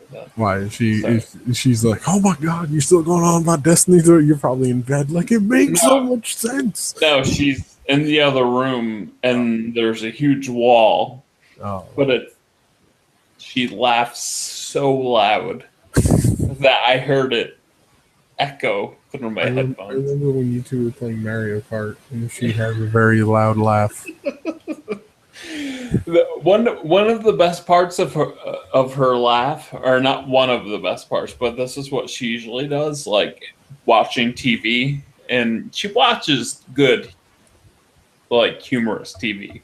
Mm-hmm. Thankfully, like, she likes, she she likes Louis, she likes fucking 60 Rock, no, 40 30 Rock. She likes divided into Parks and Rec. Yeah, but what she does, and it's fucking weird, but it's hysterical, is when something really funny happens, she yells the word "ha." So it's like joke, joke, joke, ha. And I'm like, really? You're just yelling the word "ha" right now? But she's, she is, she sounds like she's very loud, very East Coast of her. Yeah. Well, yeah. I mean, she's a Italian woman from the Northeast. I mean, like, it's exactly like, I mean, she's the stereotype. I know that. Hotter. It's a hard stereotype to break. I'm actually really happy that, like, the Jersey Shore left the public consciousness, because, man, those are a rough couple of years. Man, that was bad. It's just going on. We're like, yeah, is it all like the Jersey? Yeah, no, it's all like the Jersey Shore. All of it. Yeah. I lived in Brooklyn, and I met many people from Staten Island and the Jersey Shore. And that was the more fucked up part about that whole, like, 2011, 2012. It was fucking. It was all from Staten Island. It wasn't in New Jersey. Exactly, but Staten Island isn't as sexy. So they had to go like 20 miles and across a bridge. Yeah, well, Staten Island. You gotta love. Even they don't want to film in Staten Island. It's like, fuck. Fucking throw them to the fucking seaside. Fuck Staten. Oh my god! Every time I went to Staten Island, it was awful. Like even if it was just like, hey Pete, come to Staten Island and get a blowjob, it would still be awful. Yeah, I'd be like, why are you biting? Like, oh, it's Staten Island. Okay. This is how we do it here. Oh, and you're like, oh my god, please just stop. I'm going home. I'm going back to Manhattan or Brooklyn. Just like, I never understood why they consider it a borough. Like, they just need to like break. It should be considered a place to drop a bomb, just to see how people die. I don't and we don't even feel bad. We just go, oh, they burned up. That's good to know about this bomb. Staten Island's a fucking hellhole. Like, oh god, Staten Island. I like driving into that place is just the worst. It's just the worst. There's traffic for no reason. At night, there's traffic at night. There's not even lanes closed. They just slow down because there's something happening in the woods. Just cause cause that's like someone's shoulder shrugs and they're just like, "Yo, you know, it's Tuesday." And then they go, "Well, what's the matter? You don't like the way we do things around here?" Yeah. It's like, just shut up, dude. Please. I don't need to stand on bullshit right now. You're tough. I get it. Oh my God. You just come out to Utah. I am. Fucking dude cuts you off, and he's like, "Hey, sorry." Yeah, no, It was funny. I've been to some places around the country, and my friend told me that one time, it was right when I left the East Coast, and we were in the middle of the country somewhere in a major city, and we were going out at night, and a passerby was walking towards us. Just greetings and not even greetings, salutation. He just said hi. How's your day going? And I like squared up. I was like, what the fuck? Like I was ready to fight this dude. And my friend thought it was hysterical. Like he thought I was weird. Right. That I would enter a defensive posture for a minor social interaction in the middle of the street, and I was just like, I just want you to know that people just don't say hi to each other. Like that's just where I come from. Yeah. No. Yeah. I mean, you and I grew up a couple states apart, as far as I know. I mean, as much as we've talked about it. Mm-hmm. Out here, like I'm a recluse. At this point in my life, I just turned 38. Like, where the fuck am I gonna go? There's not even bars in fucking southern Utah. I would just be drunk all the time. Yeah, well, I try to be, but I have to work and I have a wife, and there's times when I have to be sober. There's factors. There's factors at play that would prevent that optimal lifestyle. But there's always fucking Mormons knocking on the door, and nothing bugs me out more than just like I'm sitting here, I'm playing the game, I'm watching YouTube, I'm whatever the fuck I'm doing. Someone knocks on my door. You're watching the Book of Mormon live. Yeah, I'm like, can I help you? It scares the shit out of me. I'm like, because where I grew up, like, I don't think I ever heard anyone knock on my door. Like, because I grew up in the suburbs of Connecticut, so it was like either my parents were having people over and the door was open, or the door was closed and no one came out there. So, like, being here, it's like, oh, I'm playing a game, and like, knock, knock, knock. Like, what the fuck? Like, why don't I have an AK-47 right now? Because I don't know who these people are. They might need to die. You could buy an AK-40, like. Well, of course, in Utah, yeah, I could have 7 of them. I could fucking strap them to my head, my ears, and you could everything. They come in any color you want. It's like buying another controller. Like, oh, you want the hot pink? Yeah, just get it, honey. It's like, I love Walmart. Like, that's why they love Walmart, because they can buy anything in Walmart. Like, in other parts of the country, like I try to describe to people, like in California, I tell people, like in Jersey, you can't buy alcohol anywhere but a liquor store for the most part. Right. Well, let me ask you this about Jersey. Did you call them package stores? No. Have you ever heard package store as a term? Never. Okay, never mind. Then go on. I've heard of drive-through liquor stores, which we have in Jersey. Or they have one in Jersey. No, in Hoboken. They got a drive-through liquor store in Hoboken that I went to years ago. And they have, and I've been to other states where they have ABC stores, which I don't even know if that's what they're called. I just remember someone saying it. But it's basically like a designated store. It's essentially a liquor store. However, no.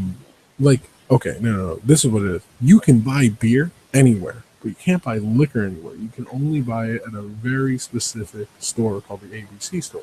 And when you walk into the ABC store, you have to present ID. Like That's Utah. Yeah, Also. okay. Like you could fucking buy beer at the 7-Eleven, but you can't buy liquor. But Yeah. in LA, you can buy anything you want anywhere, which Right.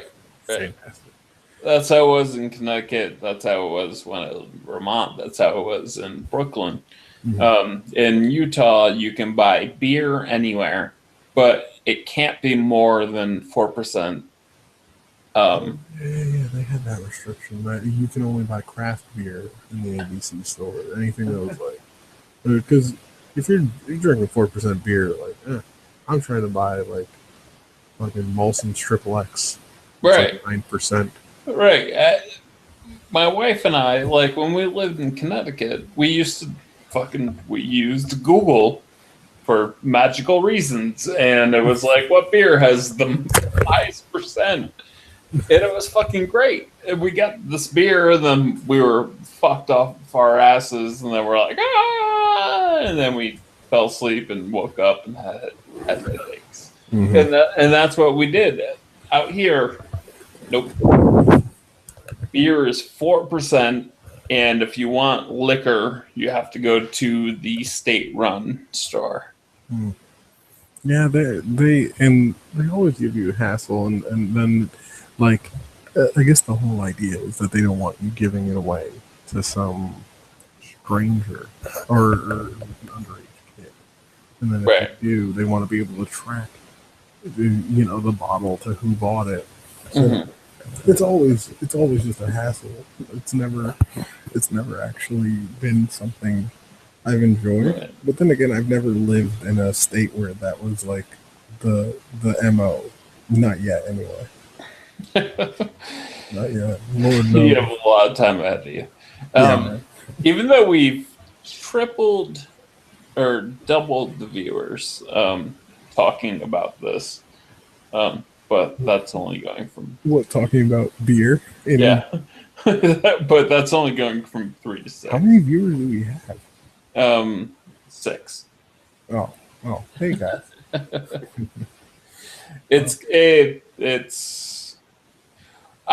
You can't really trust this number. Like, there's a lot of times where it's just like, oh, it's 5 or 6, and then when it goes up, it's like it starts at like 40. No. But that's a whole other thing. And obviously, the podcast does better via audio. Like, that should be somewhere between 1,500 and 2,000, which is good for someone my size.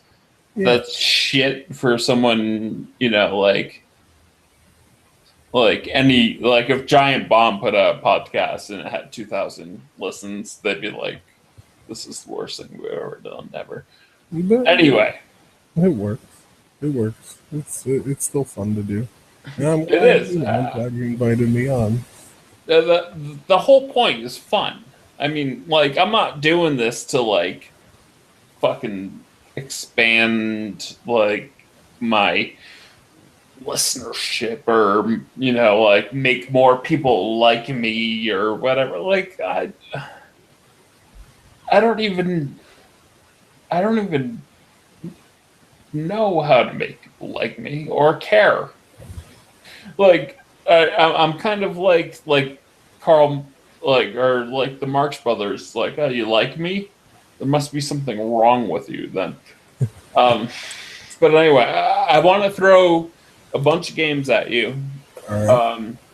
And you have like 30 seconds per game. Okay. Just say either what you know about it, being that you're in the industry, or like what you think about it, what's going to happen.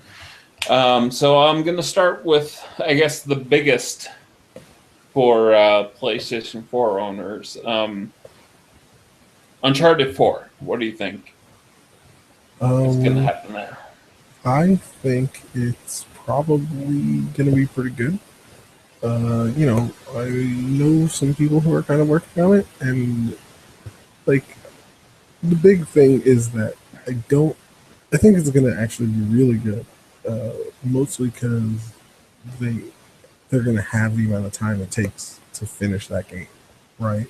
Yeah. Like Sony's not going to make them push a product out the door just so it can hit a shelf by a certain date, which Right. is always an advantage. Can I interrupt you real Yeah, go quick? on. How strange is it, or not strange, but amazing is it that a publisher, especially a publisher who has their own platform, Mhm. says, "Yeah, you can take our biggest seller from the holiday and move it to, the winter Oh, or early spring." that is a tremendous, it's a tremendous show of fame, but Right. also it is an acknowledgement that the quality that you can derive when something is is of the highest potential that you can achieve given with what you're actually building. Um, that it does have an impact on how well it does translate and how much you make back, in the end product. And that's something that obviously Sony's learned. Don't push things out the door before they're ready. Things like Drive Club definitely fly in the face of that, but they definitely shown that if the developer's right, uh, they're willing to give them, to an extent, of course. They're willing to give them as much time as it takes to let them finish the product. We've seen it years, time and time again with the Gran Turismo series. That Oh yeah. yeah, like yeah, dude, take your time.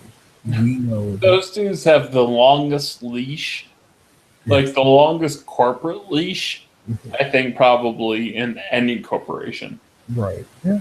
They're just like, we're going to take like 9 years to make this, and then we're going to put another one out on your older system a month after your newer system comes out. It is insane. It is literally insane that they were being given that much leeway Right. back when like Sony didn't need to give anyone that kind of leeway. Like, but No. specifically when times were dire, which was like the PS3, Right. and they needed GT5. They needed GT5 badly. And instead Yep. of going like, yo, fucking finish that thing by this date, it was, bro, take your time. And it it definitely benefited it. I know people who are still playing Gran Turismo 5. And, Yeah. you know, That it was an amazing game. yeah, like easily, we had a discussion about this on the forum, but it is still the highest selling racing game in the last decade by a fucking country mile. Like, Right. nothing's come close. Um, when we look at the raw numbers, like, yeah, we hear Forza as well. We hear, um, you know, uh, that doesn't well, but when we look at what the actual numbers are, it's like, yeah, it does well for not being Gran Turismo, right? Like, it does well in its pun, Yep. and that's fine. Like, not saying Gran Turismo or Forza is a fine game. Yeah. Have Just fun with it. it just doesn't have that level of appeal yet. I think. Yeah. Then again, racing is a whole like we could spend an entire podcast talking about racing, the racing Yeah. genre. Well, I just did a podcast earlier, before this, with Greg Seward from Player One podcast and Rich Grisham hosting, because it was part of the his sports podcast, and Mhm. we talked about Project Cars the entire time, and we talked about all the stuff with Project Cars, which is interesting to people who like car games. Mhm. But there was only one sentence uttered, and it wasn't even from me. even though I know this, but it was from Rich, and he was just like, the driving game genre is going downhill. Oh yeah. Like with sales, I mean, it's plummeting off a fucking cliff right now. Oh, like I almost want to dig up that post right now that we had on the forum, in that conversation that we were having about Mhm. racing games and racing genre and what it is right now, like the state it's in, and you know, the fact that the fact that games journalism is fucking obsessed with sexism and the fucking this crazy, all this other crazy bullshit. Meanwhile, one of the fucking pillar genres of gaming is Right. literally melting away in front of our faces year after year. No one's having a conversation about it. It's just fucking happening. Um, and it's shocking to me. Like, you look at the numbers where Horizon 2 did, Horizon 1 did. You look at the Mhm. numbers where even Forza 5 did, Mhm. right? And you look at what Drive Club did. You look at what You look at Gran Turismo 6. Like in the forum post, Gran Correct. Turismo 6 was the highest selling racing game since Gran Turismo 5, and it was still considered like in the genre, and it was considered a failure. And Yeah, like, it was people were like, so bomb. yeah, they're like, oh, it bombed, and it's like, yeah, it still sold gangbusters, but it only bombed because it didn't do 15 million, right? Right. But even then, their numbers are still way lower than what GT5 was, or what racing games have been historically. You look at like Need for Speed Rivals and the deterioration of that genre, of Mhm. that series in terms of sales, and it's like, fuck, man, where is that audience? Where did they go? Like, did just people were like, nah, fuck it, I don't feel like playing racing games anymore. I don't, I don't want to do that anymore. Like, where did they go? Well, you have a theory as to where they go. Right. I think that racing games, like maybe there is, you know, maybe the market has shifted and that audience is getting their fix, um, in the mobile sector. And maybe, because there are a ton of racing games on mobile, on iPad, Yeah. on mobile devices, cell phones, and things like that. So it could just be that this entire genre just picked up and moved, right? Like right Right. beneath our noses. Which could make sense because I mean, when it comes to mobile, like mobile being phones, racing games, like you, it's basically the accelerator is down and you're turning left and right and maybe tapping the screen for a brake. Hmm. And that might be all people want out, or not all people, but what a lot of people want out of a racer. Right. Which is sad to me as someone who loves racing games, but clearly the sales of racing games have gone down. The number of racing games, I mean, if we compared the first half or the first year and a half of 360 PS3 versus PS4, Xbox One, and looked at the racing games that came out, like the the prior generation just kicked the shit out of it. You Oh, know? we used to get, you know, taking a making a new racing IP used to be with a new console generation used to be a sure thing. You look at where we got MotorStorm, or where we got where MotorStorm came from. The Drive Club is an extension of that. Yep. Where Forza came from, and before that we had Project Gotham Racing, Rally Sport. I mean, all these other racing games, and we had tremendous variety. We had racing, we had racing combat games, right? Like, fucking we had Cell Damage and Twisted Metal and fucking like all of these entries. Fucking Wheels used to like four wheels in a car, like in a video game, used to sell copies, and it just doesn't anymore. This is sad, but the highest selling racing game this year might be Batman Arkham Knight. Yeah. like, just because it has a car, and I'm sure you'll race things in that game from time to time. Of course.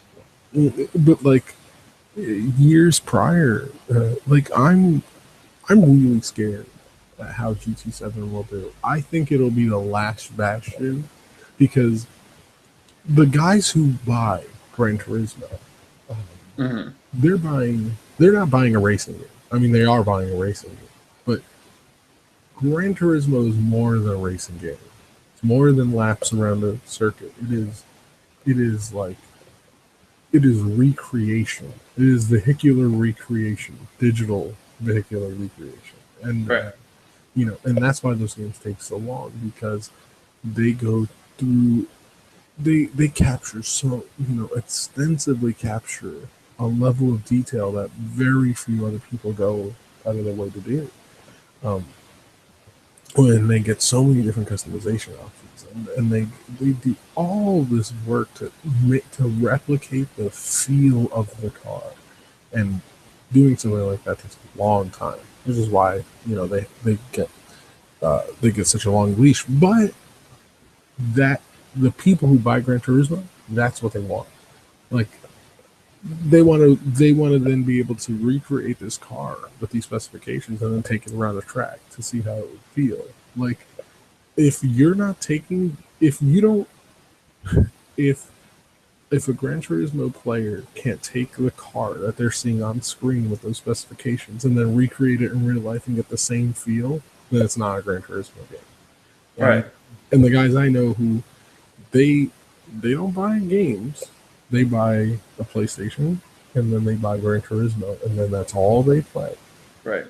Same thing happens with the PlayStation. People, like, they can be total Xbox people or total not play video games ever, but they buy a PlayStation system for MLB The Show. Yeah, like the audience I'm talking, and this is a large audience. They're not gamers. They're car people.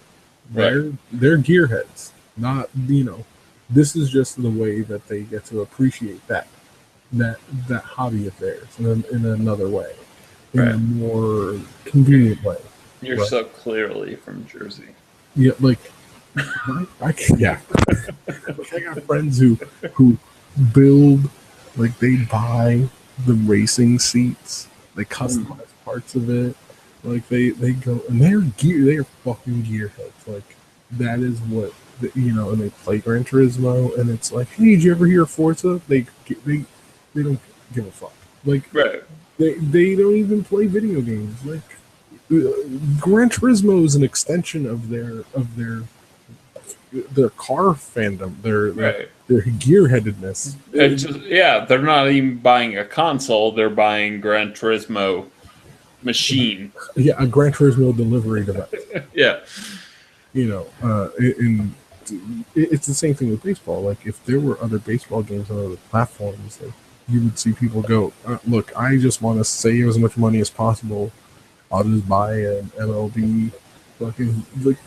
If there was if Gran Turismo was on the Wii last gen, like they would have sold like 50 million copies of the fucking game. Right. Everyone had a Wii. Yeah. And that goes back to, like, you look at the numbers Mario Kart did last gen on the Wii, and it's like fucking like 20 million, 30 million or something like that.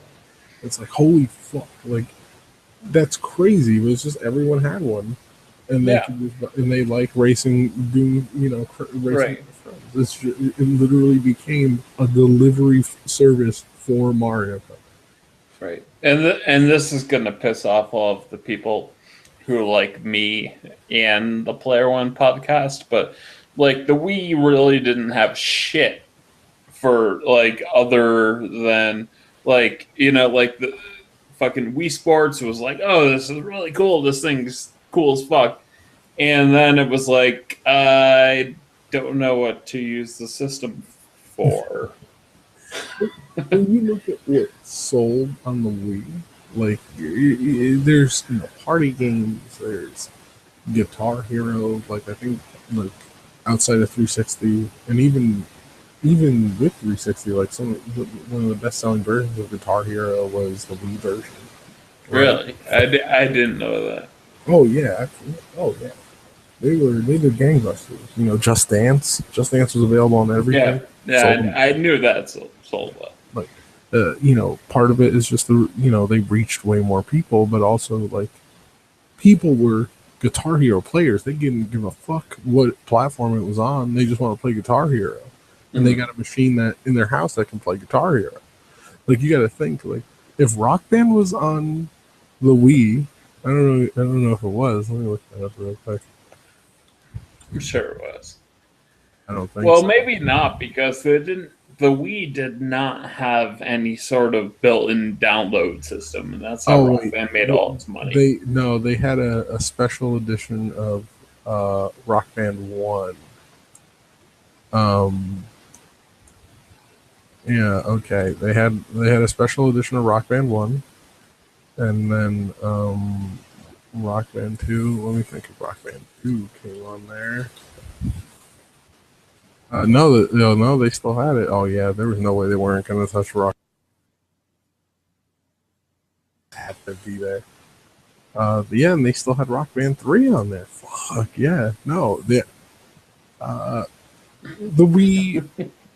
If like these were games that became cultural phenomenon, they were independent of platform, right?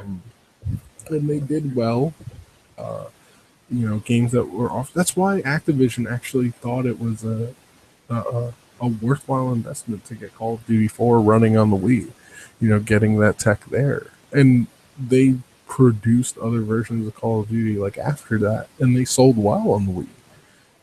They actually made money off of it. We think of Call of Duty being a Xbox 360 centered game, but we neglect that it actually did end up selling okay on the Wii, like certainly enough to justify right. the trouble they went through to get an engine of it running.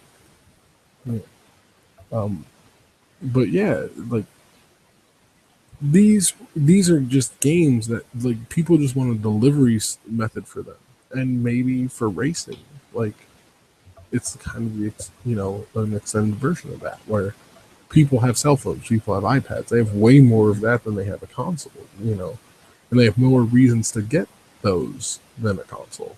So looking at it, it's like, well, maybe they want a delivery service for racing game experiences, and they have a device that already does that for them. So why buy a console? What's the point? Right. For the guys who like racing games, when they can play Real Racer by EA on their phone, and it's free. It's so awful. Oh my god. Yeah. It's like, oh, it's free, but you have to pay $120 to play the whole game. It's I can't. See. I can't get behind mobile gaming, in a lot of large ways because of there's just no standards. Like there's just no way to evaluate experiences there. Right. Like you look at like putting a price tag on something gives it a level of value inherently. Yep. When I look at a game like Threes, which is one of my favorite puzzle games ever. Yeah. And you go, well, it's amazing, and then a guy turns around and rips it off wholesale, and then puts it back on the store and calls it 2048, and then and that ends up becoming the bigger product. No one knows what Threes is, but they charge for there is a value in Threes that is worth a price, but because the other game was free, it became significantly bigger. people don't like. You know how many times I got to tell people? Like I start trying to tell them about threes, and then I got to go, "Oh, do you know 2048?" And they're like, "Oh, I love that game." And you're like, "I just want to slap you in the face." Sorry. Yeah. You know what I keep hearing in my head Mhm. is my parents telling me, and maybe I'm lucky that they told me this, but it obviously hasn't served me well. Because, I mean, anyone watching the stream right now sees that I, I don't have a lot of things that take money behind me, but they tell me life isn't fair. Yeah.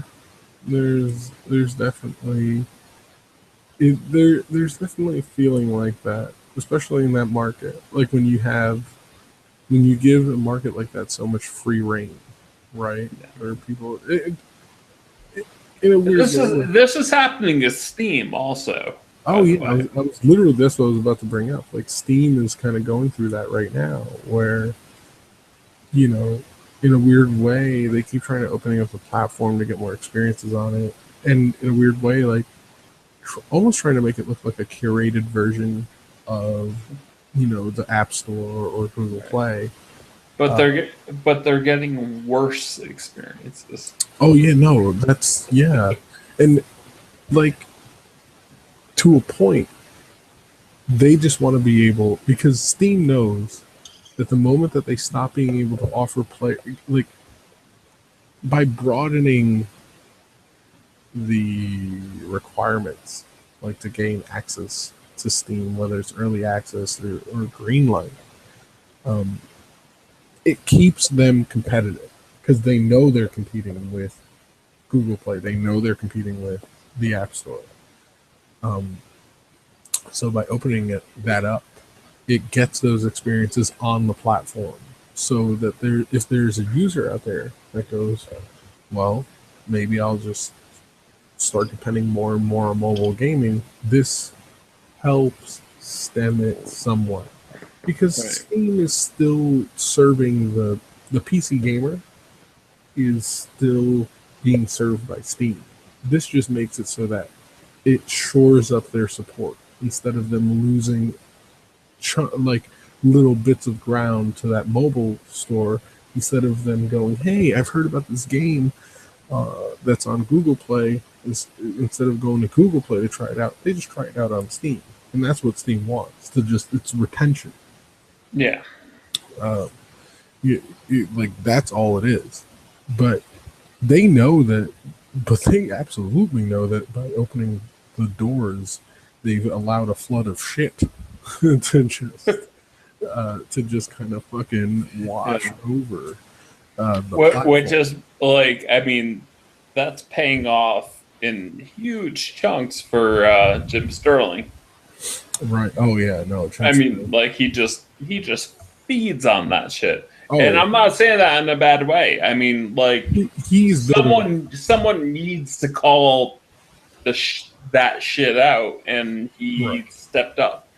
But which he's doing, but after a certain point, after a certain point, you're just saying the water's wet, you know. Yeah, that's true. Like he's building a platform, kind of attacking and going after these games, which is fine, but like you're also not highlighting the gems in the rough because that doesn't give you as many. Well, I don't know. I mean, I feel like he makes way bigger deals about the negative experiences he has than the positive experience. Well, I think his numbers make a bigger deal about the negative than but the at positive. A certain point, you start like he does. Put it this way: he does Jimquisitions about negative experiences. He doesn't, which is his biggest. His biggest draw are those. He doesn't do that's definitely true.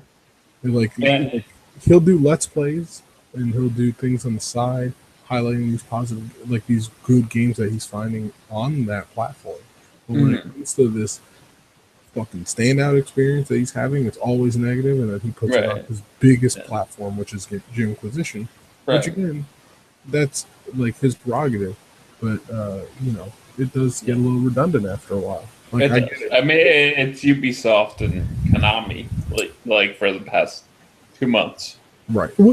we're Ubisoft is a company, like AAA is a thing you can tear apart, right? Like Definitely. there's a myriad of issues affecting AAA on Right. every level. I feel like it, the Konami thing is almost a perfect encapsulation of what's wrong with AAA games. Um, that Yeah. Konami that Konami thing is one of the most. I think we're going to look back on the Konami thing and think it's one of the most important moments, turning points to happen in this industry in a good way, in a positive way, because Really. we've needed a divorce of sorts. Hmm. We have needed a sort of corporate divorce between two groups of people in the AAA sector, and what is happening with Konami is that they're like, it's almost like when you're in a neighborhood and you're growing up in a neighborhood, everyone thinks it's fine. Everyone, you think all the families are being fine, and they have barbecues, and behind their white picket fence every weekend, and they have to, they walk their dogs, and everyone's happy and it's smiling, and everything's great. Then one day you wake up and you hear a husband screaming at a wife, but no one acknowledges it, right? Right. And then the next day, it's just like, oh no, everything's fine, everything's back to normal. Maybe she has a black eye or a bruise or something like that, and you're just like, what the fuck? She fell down the stairs. I Yeah, don't know like why. everyone's pretending like everything's been fine, Hmm. and but eventually that all escalates to you see those two people on their front lawn having a fucking fight with each other, and they Right. finally get a divorce, and Hmm. you're sitting there like, thank God. And both of them end up going their separate ways, and they end up becoming way happier Right. in their own paths. And this is that moment. We're in the middle of, those two people are on their front lawn having a fucking brutal fight, and the Hmm. cops are getting called in, and someone's going to turn on a hose to try to fucking. There's a dog barking in the corner, and and the kid in this metaphor, which is the games, they're Right. crying, right? They're the Right. ones suffering. Um, but really, what More we look at, sad. they're sad, they're crying, they're, and we feel sad for them. Hmm. We're being punished through them. Um, so what's happening right now is a company like Konami or its CEOs, the guys who run the company, they are wearing their greed on their sleeve in a positive way. Before, it used to always be, I'm going to approve these AAA games. I want you to make these AAA games so I can make a lot of money. And now Yeah. those people are going, I can make a lot more money if I just focus on this market. That has nothing to do with what I was doing in this market. Like, Yeah. daddy is looking to mommy and going, I could be so much happier if I'm with this woman, and it has nothing to do with me dating you still. And like, I still get to make all this money, and that's what they want. For them, this has always been about making as much money as possible. Right. And the artistry of game development, game design, and the appreciation and the magnitude of what is this medium that spawned from the corporate chase. you know all of this came as a byproduct, but it was never more or less than a company trying to make as much money as it fucking could and as Right. fast as it could. it, you know So Konami is That's the just, point. they're being Konami. They're being what a lot of game publishers are. That they've never not been that. We have built caricatures of a company that cares about the artistry of games development and of the community that creates around it. But it has nothing to do with who they actually are, who they ever were. And now we have the creators are leaving this. They're leaving that situation. And what they're going to find out is that, hey, you can still make your art. You can still make your product. You don't need that guy to do it. Right. You can still reach your audience. You don't need that guy to do it. Yep. You can still do, like, these people, the Hideo Kojimas, the Igarashi guy from Castlevania. I don't even know his name. I'm sorry, it's late. The Keiji Inafune from Mega Man. And we're gonna see this in the West. If anything, I've always ever said that. I'm playing Project Cars right now. Like, I don't mean just that. I mean, like, we're gonna see a divorce happen between some publisher, Western publisher, and the creative forces that they employ. Well, Project Cars and the studio that made that made Need for Speed Shift 1 and Need for Speed Shift 2. Right. And that, or EA. And then they broke off and they were like, crowdfunding, right, crowdsourcing. And by the way, I'm going to put a plug in. Listen to the podcast by Rich Grisham. The Player One podcast? No. Sports something. Anyway, go on. Mm-hmm. No, it's going to be more than crowdsourcing. Like, I think one of the most interesting things about Bloodstain is that he was very upfront that he had a financial partner that is interested in backing the game, but they wanted an assurance that there was an audience for it. And that the proof of that was Kickstarter. When we talk about ukulele, like, what fascinates me about Playtonic is not what ukulele is, but what this means. Like, after ukulele, we could get anything from them. They then have a bankroll and they have an established audience, right? There are Playtonic fans. Like, publishers are so used to selling you the property. Here's Assassin's Creed. You should care about this. You should buy this. You don't know anyone who works on Assassin's Creed. You don't know the names of the studios or the individuals or the entities that create it outside of Ubisoft. And that's by design, right? But the idea of putting names, faces, personalities on the creators themselves, right? Like, that is going to explode. And we, in the indie scene, we see that a lot. But I'm talking about, like, a big mainstream AAA caliber productions. They're not going to be AAA budgeted. I think that we're going to go through a huge deflation in our budgets as time goes forward in the next few years. I think that too, which, by the way, this because you're a developer, but I feel this as a fan that pays a lot of attention. Mm-hmm. Like, it seems to me like budgets have to go down. Oh, no.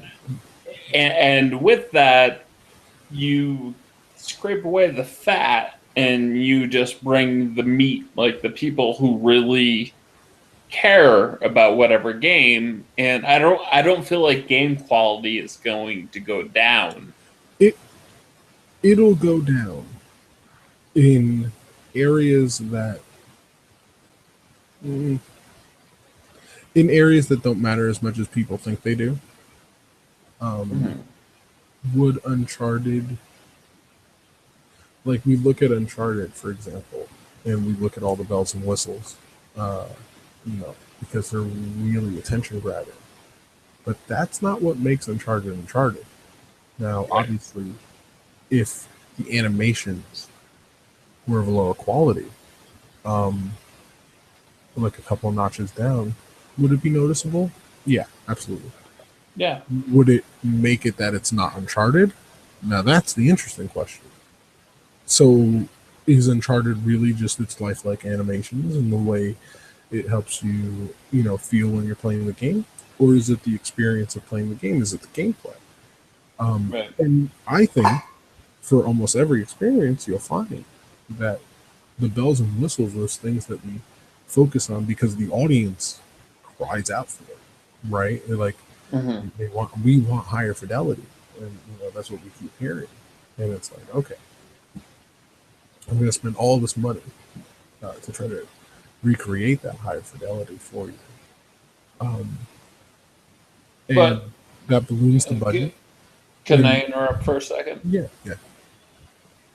But it seems to me that like most of the games that have moved from last gen to this gen, or even the new IPs that have had more support with the hardcore, because that's all we can see, like through NeoGAF and Reddit and shit like that. Like we see that and it's like, oh, there's like 300 people and then the game sells like 3 million and we don't know who the rest of those people are, looking online. But like, do you feel like, I mean, there's been a bunch of games this gen to me that seem like they are gameplay centric. Like Call of Duty has always been just about the gameplay.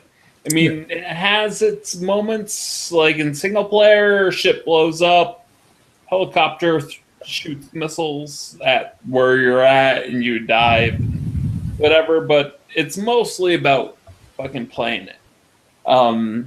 Like the biggest game, or the two biggest games on the Xbox One, Titanfall and fucking Insomniac's game. Like it's just about Sunset Overdrive. It's just about like how you play. Yeah. Like it, and I fucking loved Titanfall.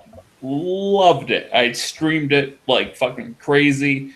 It was the thing that people who hated me and they were like, he's a fucking PlayStation fanboy. And then all of a sudden I like was streaming that game every fucking night. Like to me, like that game looked alright, but it just like you can just do shit. You can just run on the fucking wall. You can hop into a fucking mech. You could, like you can do stuff. Like, but you need to ask yourself, how much is coming as a result of like it doesn't look great, right? Like it doesn't look tremendously well. Like you look at Bloodborne, right? And right. That game isn't. It looks really good. Yeah. Is it the best looking game ever? No. No. Does that game is it that God of War 3 moment? Not at all. No.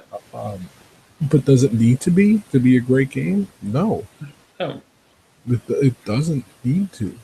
And that's what we're going to learn in this generation, because the people who are going to survive and thrive in this new environment, because what we are seeing in this generation is that there is a focus that we haven't had in terms of the console marketplace, the market share for these platforms, right? Where we used to sell these platforms with other gimmicks, and we used to hit other markets, and we get all this overlap, and we make these games, increase budget, increase marketing, in the hopes that we can get some of these people who bought a PS2 because it's a DVD player also to maybe buy our game. Right. But they're not there now. They don't exist. So now I need to sell it to guys who play game. And in a weird way, that's actually good, because we don't have to hold your hand. You don't have to rely on things like streamlining every little thing. We can make things a little bit more complex. We can, focus a little bit more, which is good. This is what we were doing when games were a much smaller budget.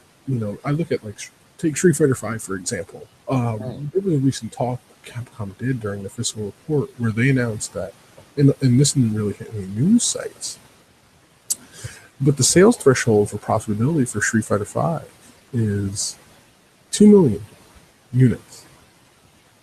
That's not a lot at all. It's 120 mil, not adjusted for any kind of breakdown. So, like, even fighting games are fairly cheap to make. But but you're talking about the alpha predator of the genre going, we're building our game hoping to sell 2 million copies. Yep. That's fucking huge. Huge. Yeah. For me, it was a perfect encapsulation of, we are seeing this drive to lower our budgets across the industry because it needs to happen for us to survive. Yeah. Bloodborne hits 1 million profitable. That is a result of its lowered budget. Right. You know? That's from software. I mean, I know you know this, but I'm just saying this for the podcast and maybe people who don't know this. I have been a From Software fan since the PlayStation 1 and the first Kingsfield. And that game just sucked me in because it was first person, but it was an RPG. And I was like, this is fucking madness. And it was so hard to play, but I was like, I love this. They were, and it's funny, like, they've been making Armored Core, all these games throughout the years. And if you think about it, none of them have been huge, major blockbuster successes. None of them. Not until Dark Souls. Yeah. Even Demon Souls was critical and fans. Dark Souls was the first one that I think broke like 1 million or 1.5 million. And was profitable. And that was a big thing. Like, hey, we sold like maybe 2 million and we're profitable. And in an age where Tomb Raider sells 6 million copies and is considered a failure, right? How? Makes no sense. I don't even understand how that game was not profitable. The bad side. The bad side is that we're going to have a sort of reevaluation of what a $60 product looks like. We used to, last generation, it was all about putting as much in the box as possible to justify the cost. Right. And with lower budgets, we're going to have conversations about sacrificing things, but still making a great game, which is good and bad. Because at least then you know what you're getting into. You're not buying a game and going, oh, there's this tacked on multiplayer on the side. Like, you know what? If you're saving budget by cutting out the fucking all the hiring and the assets you have to generate to make that the design and the testing, like on every level, the budget you need to allocate to get this multiplayer in the game, just so you can say on the back of the box, yeah, we have multiplayer.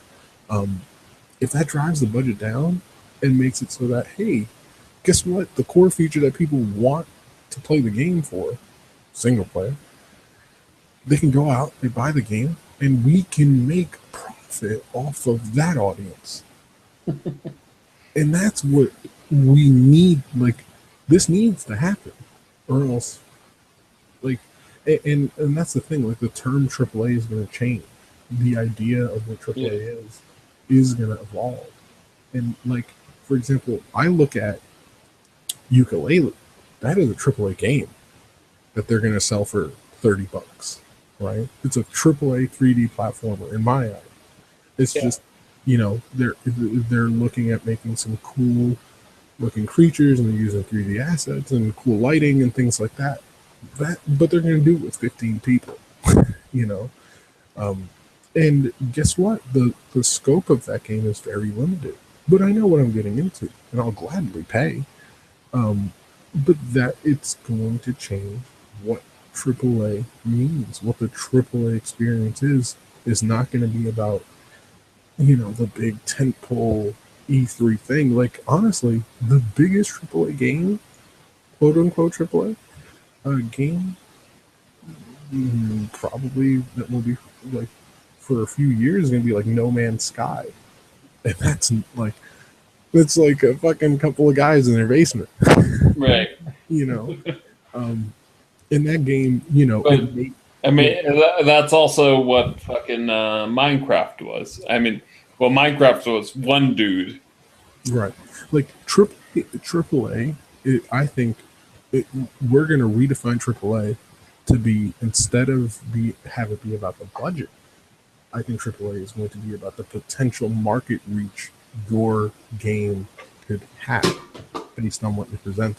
right? Like Ukulele hits a much bigger market potential because it has 3D graphics, it has good lighting, you know, and it has these kind of quirky looking characters and these cool production values, whether it be sound or it's a level design. I think like to the strengths of the team that's creating it, and that's what makes Ukulele AAA in my eyes. And there's a lot of a whole heck of a lot of people who are throwing money at it, right? And that's what needs to happen for the type of experiences that we like to see in games. Like, and it's just gonna happen. Like there's a lot of people joking about like, oh, I can't wait till Kojima goes out and announces a little crowdfunded project. And it's like, I know it's a joke, but that's gonna fucking happen. Like, Yeah. like it doesn't take a fucking like either someone from a publisher is gonna go, yo, bro, I got money. Let's form a new team. You're making Unreal Engine 4 games. Like, it's just cut out the middle, man. You're making Unreal Engine 4 games, and I will just fund whatever you want to fucking make, bro. Like, I could totally see Sony doing that, but but I think that's like everyone's obvious like suggestion, right? Everyone's like, oh, Sony will do it. To be perfectly honest, I'd be surprised if Nintendo actually pitches that to Kojima. Right. We like interesting new game design, and you could do it without having to call it Metal Gear. It's a weird time now that like Sony is on like they're like, oh, there's this developer out there making a weird game, who's gonna pick it up?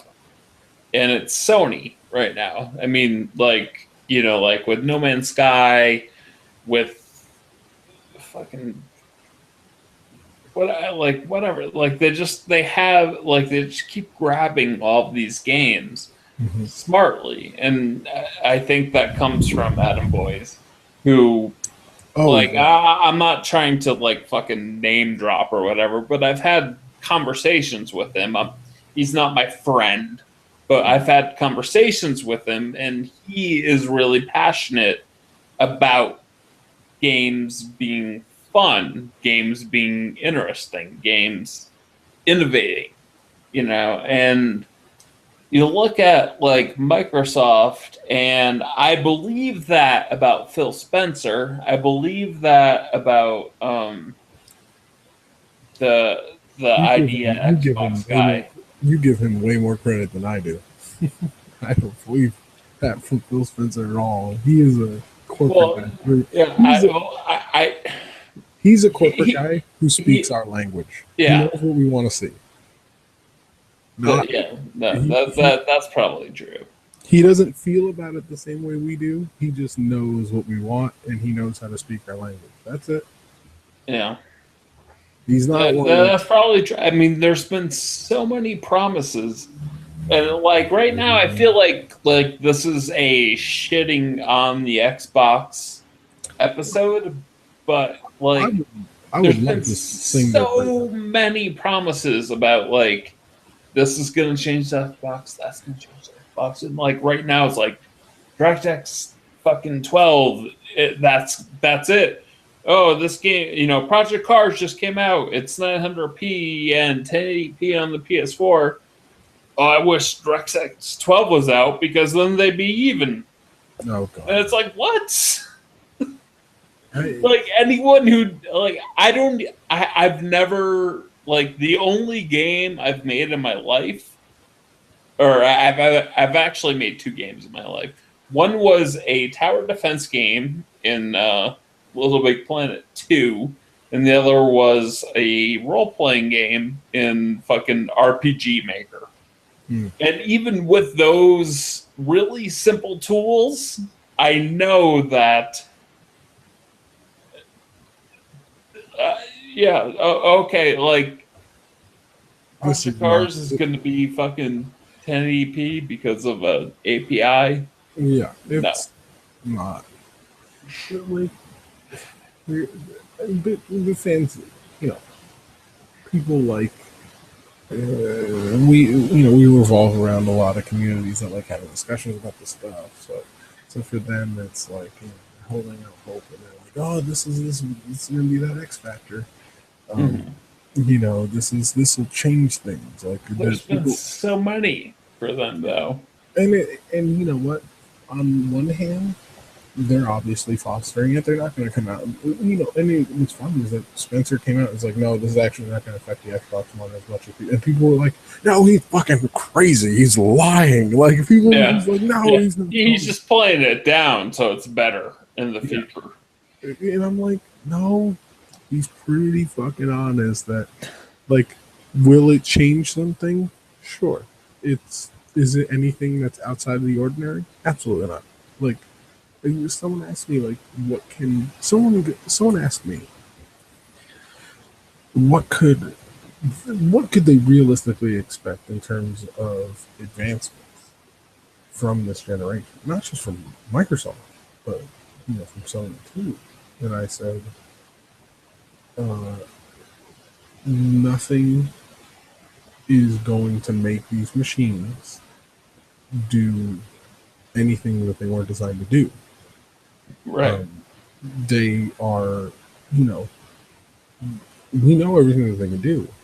The question is how good are we at being able to make it do what we want it to do? And the answer is that as time goes forward and our familiarity with being able to make it do either of these machines do anything, our experience is invaluable to being able to push it further. Like, people think, oh, these machines, like, there's fucking bullshit leak list or like some leak quote unquote insider who's talking shit about, which is really just some PC. It's like the PC version of Mr. X Media. Talking about The Witcher 3, and it's like, oh, that's funny because that's what I'm going with for this whole episode. Yeah. By the way, I'm doing this whole thing where I'm Mr. X Media and you're insider. I didn't tell you that, but that's how I'm going to present this episode. I should cook up a Russian accent and just yeah, and really bad English. I'm really gonna I'm gonna come up with like a German accent and tell you that things for the Wii U are gonna get so much better. Just wait until the NDA breaks. Like Uncharted 4 gonna multi so GPU. many GPUs. There's a third GPU. There's a third GPU in the PS4. The Wii U has a fourth one. It's actually great. Wait until the NDA breaks and we can start talking about this stuff publicly, because it's gonna fucking change everything. Yeah, that's how I'm advertising this. Like, yeah. I'm making huge money off this, except for the fact that I don't have ads on anything, so I can't make money. But if I could, just wait until YouTube money comes in. That's all you need. Just wait till YouTube money comes in. There's 6 people right now. That's more than before. I don't even know. Like, I can't wait till they just tear me apart. They're like, you sound like an asshole. And they're like, oh, I'm sorry, guys. I just. You're kind of an asshole. Nah, dude. But yeah, no. This is a lot of fun. I'm glad you had me on for this. And feel free, hit me up whenever you're like, hey, I just got a podcast for a couple hours. Just hit me up and you're like, oh, let's do this. Well, it tends to be when or at least at this point in my life, like when I'm drunk. Because if I'm sober, I don't want to talk to anyone really. The drunk, Maybe my wife, but maybe she's not. really nice. She's fucking awesome. I'm not trying to diminish how amazing my wife is. I'm just saying, like, that's how fucked up I am. Like when I'm sober and I'm like, I don't want to talk to anyone, even my amazing wife. And then I get drunk and I'm like, well, like earlier tonight, I recorded with Greg Seward from Playroom Podcast and Rich Grisham for and we talked about Project Cars. And then when we were done, I was like, I'm totally fucking like in podcast mode. Let's do this shit. So I sent you text messages, or not text, or you know, fucking, DMs. yeah, like Twitter messages, and you like. I was about to say you finally answered, except for you did answer, but it didn't show up in my box for like 10, 15 minutes. Dude, And then I was like, all right, let's do it. You want to know what I was doing before I got that message, or like while I got that message? Does it involve your penis? No. Okay, I do want to hear it. Then. No, this is much better. I was killing Crota. Hard mode or easy or normal? You know, it's funny. After all these months, I was forever 31. I couldn't get my chest to drop in Crota's End, and my friend is like, "Hey, we're doing Crota's End." I log in, and I pop in right as they're cheesing the second encounter, and the loot just pops up and it's my chest, and I was like, "Yeah, fuck it, let's just do this." I was so pumped. Yeah, but then I have 332s. 332s? Are you? Each class 32. Well, I love that game. I can't. Can you see how relaxed I am with my? Oh my god, these arms are gigantically fat, like the rest of my body, but oh, it's so comfortable. Wait until next week when we'll level field. You know, there's a level playing field, and we all gotta hit 34. You know, that race. I'm gonna quit my job and get a divorce if that's what it takes. Just tell Mrs. Dodd, listen, I'm married to Destiny next week. She knows. She wouldn't even be surprised. She'd be like, I've been planning for this. She's good, man. She stays by your side. Yeah, she does. She's awesome. Yeah. Hang on to her, man. She's not getting away. If she said delete Destiny, I would pretend to. You'd have a love affair. I'd be like, deleting Destiny, but it'd be like I don't even know what. I'm trying to find like something in the D's. The sound feel like Destructoid or whatever. Be like, oh, it's gone. For Destiny. Yeah. They have those. They have those on PSN. I was surprised as shit when like I downloaded Bloodborne and they gave me the digital soundtrack. I was like, what? It's like, they do that now? It's like, how do I even play this? How do I play this while I'm playing the game? Wait, it's called playing the game. But yeah, dude, yeah, man. No, this is great. We need to do this more often. I had a lot of fun. I had a lot of fun too. But again, like I need to be drinking because I'm just super shy, sober. I don't want to put you on the spot, but I'm going to put you on the spot. All right. Do you have a quote unquote prediction that would maybe make, when it comes true, make people know that you are insider. Oh God. I mean, the Gears of War remaster would have been the go-to because I've known about that thing for like ever. That Right. fucking thing. And you said that on the forums. Yeah, Look, yeah. that's like, I fuck me. mean, I don't know. I've said plenty of stuff at this point on the forums where they're, Right.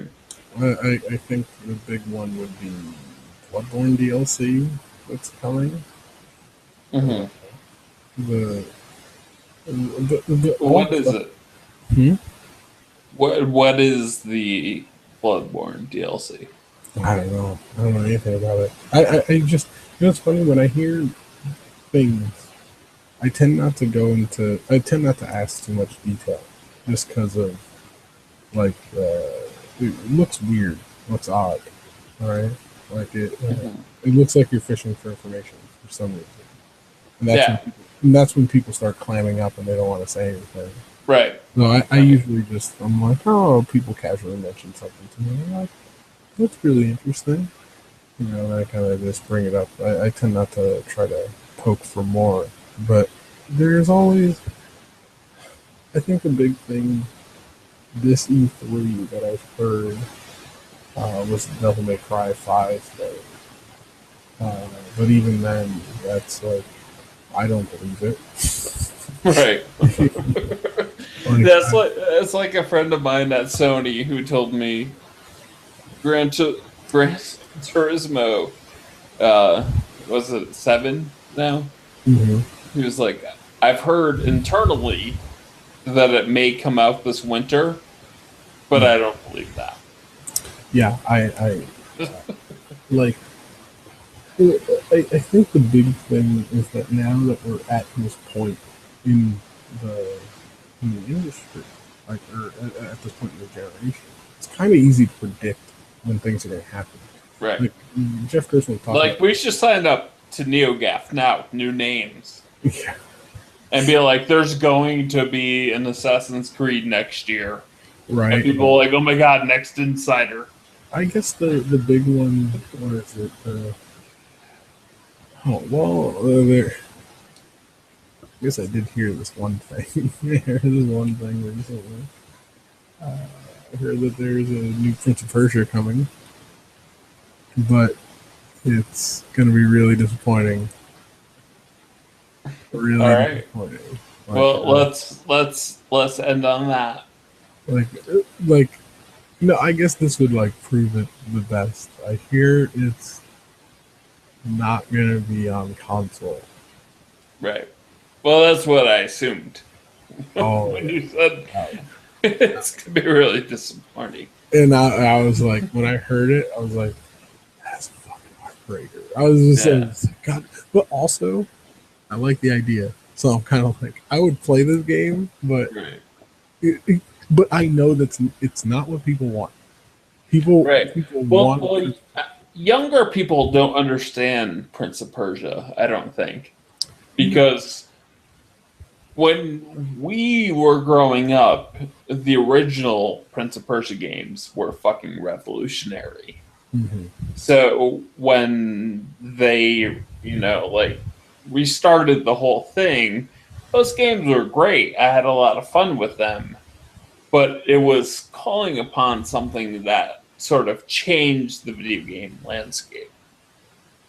If you're not old enough to have known the old Prince Persia, it's just this cheesy shit, and it's like, and there's the movie with the guy who's white, but they painted fucking brown makeup on him, and I paid money to watch that movie. I just saw that movie 2 weeks ago at my job, Oh my God, because I had work with teenagers, Ben and they wanted to see it. Oh my God! Oh, fucking Jake Gyllenhaal.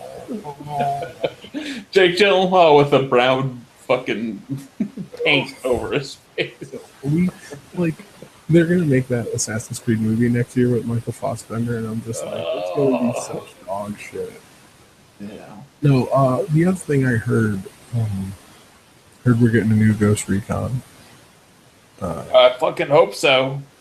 Yeah, I'm holding you to that. no, 'Cause no, I love those games. no name. No Mhm. name. Just new Ghost Recon's coming, like 2017 maybe, and next gen. That's not even like a What about confirmed. 2028? What's coming out then? Yeah, right. 2028. I don't know. Like I just heard that like maybe something gets shown at E3 actually, I'm in. but like it would be super early. And in fact, I don't think that that's even a surprise at E3. Like I heard this from a source where like they know like really deep rooted people into stuff. The thing I've heard, like the surprise this year is supposed to be Hero, right? From Mhm. Ubisoft. So that's supposed to be the big surprise game. We had that leak last year. People just forgot about it. I don't even remember that. So you're blowing my mind right now. The Hero?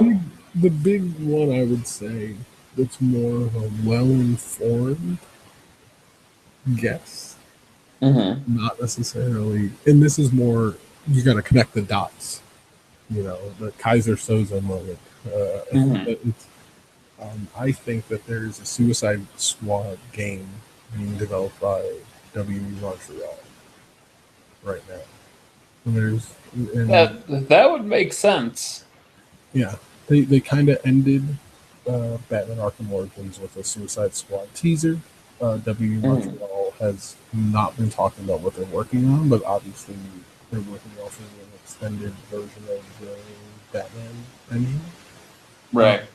And I think it'll be a kind of co-op centered game where people are playing as different villains doing missions in a big open world environment probably. Right. Where you're playing it, it'll probably be kind of loosely tied to the movie, but they'll definitely position it so that they're benefiting a little bit from the marketing tail of the movie.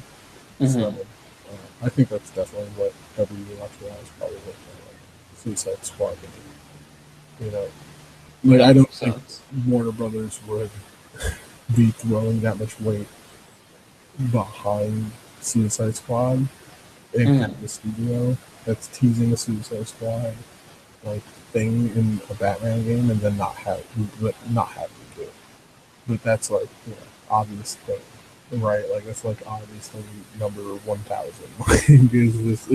You just look at if you look at this industry long enough, you can just figure out what everyone's working on. Right. Yeah. No. Yeah. It doesn't take much Yeah, to. like I yeah, mean, fucking LinkedIn at this point is like a way to Fallout. get leaks. Like was anyone we've been talking about Fallout 4 on the forum for like 2.5 months now, but is Yeah. anyone At surprised least. that Fallout 4, like I've heard from people that Fallout 4 was coming. Is Hmm. anyone surprised that fucking LinkedIn leak happened like 2 days ago? Like, of course it was gonna happen. Right. It's probably been sitting there for months and no one looked at it. But it's just guess what? Red Dead Redemption 2. That's probably Rockstar's game next year. Yeah. Like, Of course. And it only makes sense for them to do that. And I think the big thing now is more like when we talk about these announcements, the major question when like what would make it more of a like of an informed guess is if you can make a prediction like, oh yeah, they're going to announce Red Dead Redemption 2 at Sony stage at right. E3 2015. And I mean, look, to be fair, you can make that well informed guess with all the information that's available to you. Rockstar has always been leaning towards the market share dominant console. They've always leaned in that direction.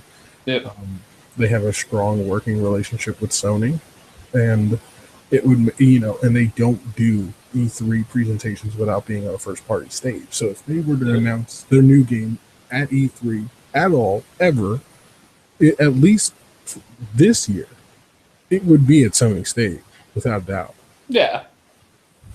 I mean, how could you not? Oh well, yeah. If with the game that huge and with like this isn't even System Wars, but one system so far ahead of the other. On the worldwide, you're not even. A lot of people, the NPDs today were hilarious. It was like, oh, it outsold it by however much, and it's like, dude, There was NPD just today. Yeah. This is how the fucking loop I am. Like that's you saying that's actually the first time I heard that even happened. Oh yeah, Microsoft outsold Sony in the month of April by really? By about like 13,000. Really? Yeah. Okay. Yeah, but I don't even pay attention to sales anymore. What does that matter in anything? Not really. Like, it's both sold. April's are slow month, and like apparently like the Xbox One sold like 187,000 according to GAF, and like Sony sold about 174. Like, they're within striking distance of each other, and the moment you bring the worldwide context into the mix, which is all publishers really care about, it's a lopsided victory. It doesn't matter. Yeah. So like, all right, they're even in North America. They still are in the worldwide market. So well, when I said the numbers, I wasn't talking about months. I was talking about overall. Oh Sony's at like what 22, 23. Microsoft still hasn't announced 10, but they probably are over 10 million. Someone did the math on GAF, and it's like realistically they might be around 11 sold through. Right. Like somewhere around there, I think. And like Sony announced that they're like at 22.5 or something like that as of a certain day. Yeah. And,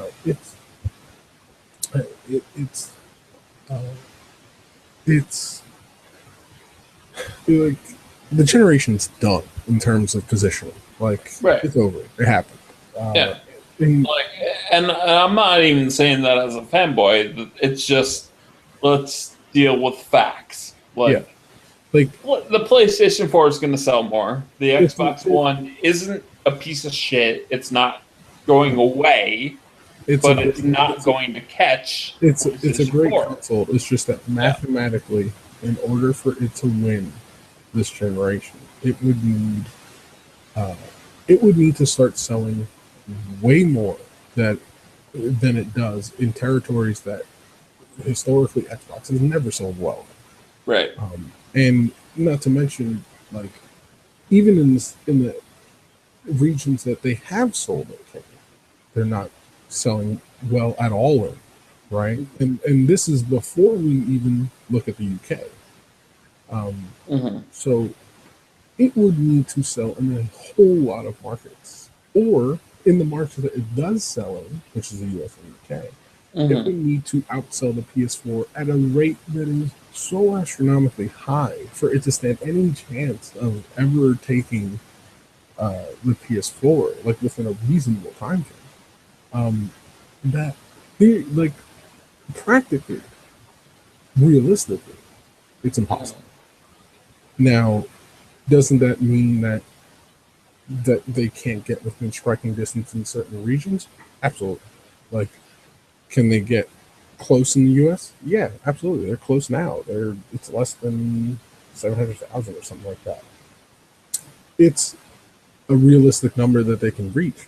But the moment you add the real context that any publisher or anyone really cares about, which is that worldwide market,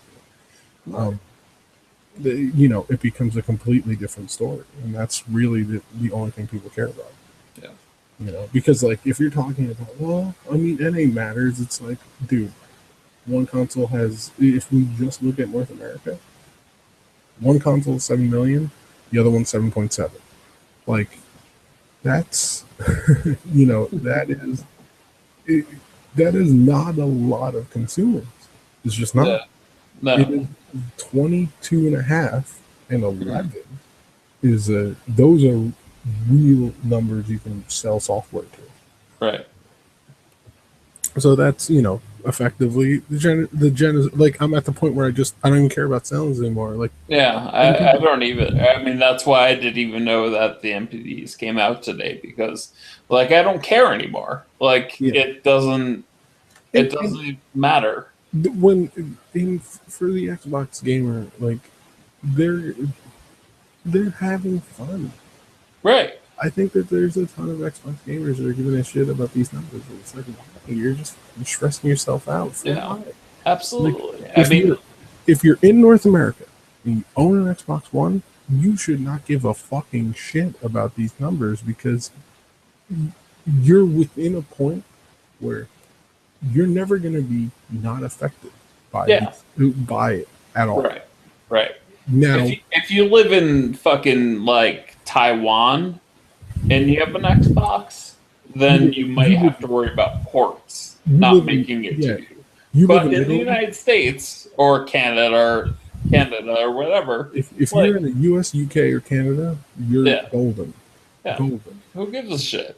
Yeah. If you're in Japan, okay, you're gonna have to. You need to have the conversation. Like, we need to talk. Which isn't new. I mean, that's Right. 3 systems now.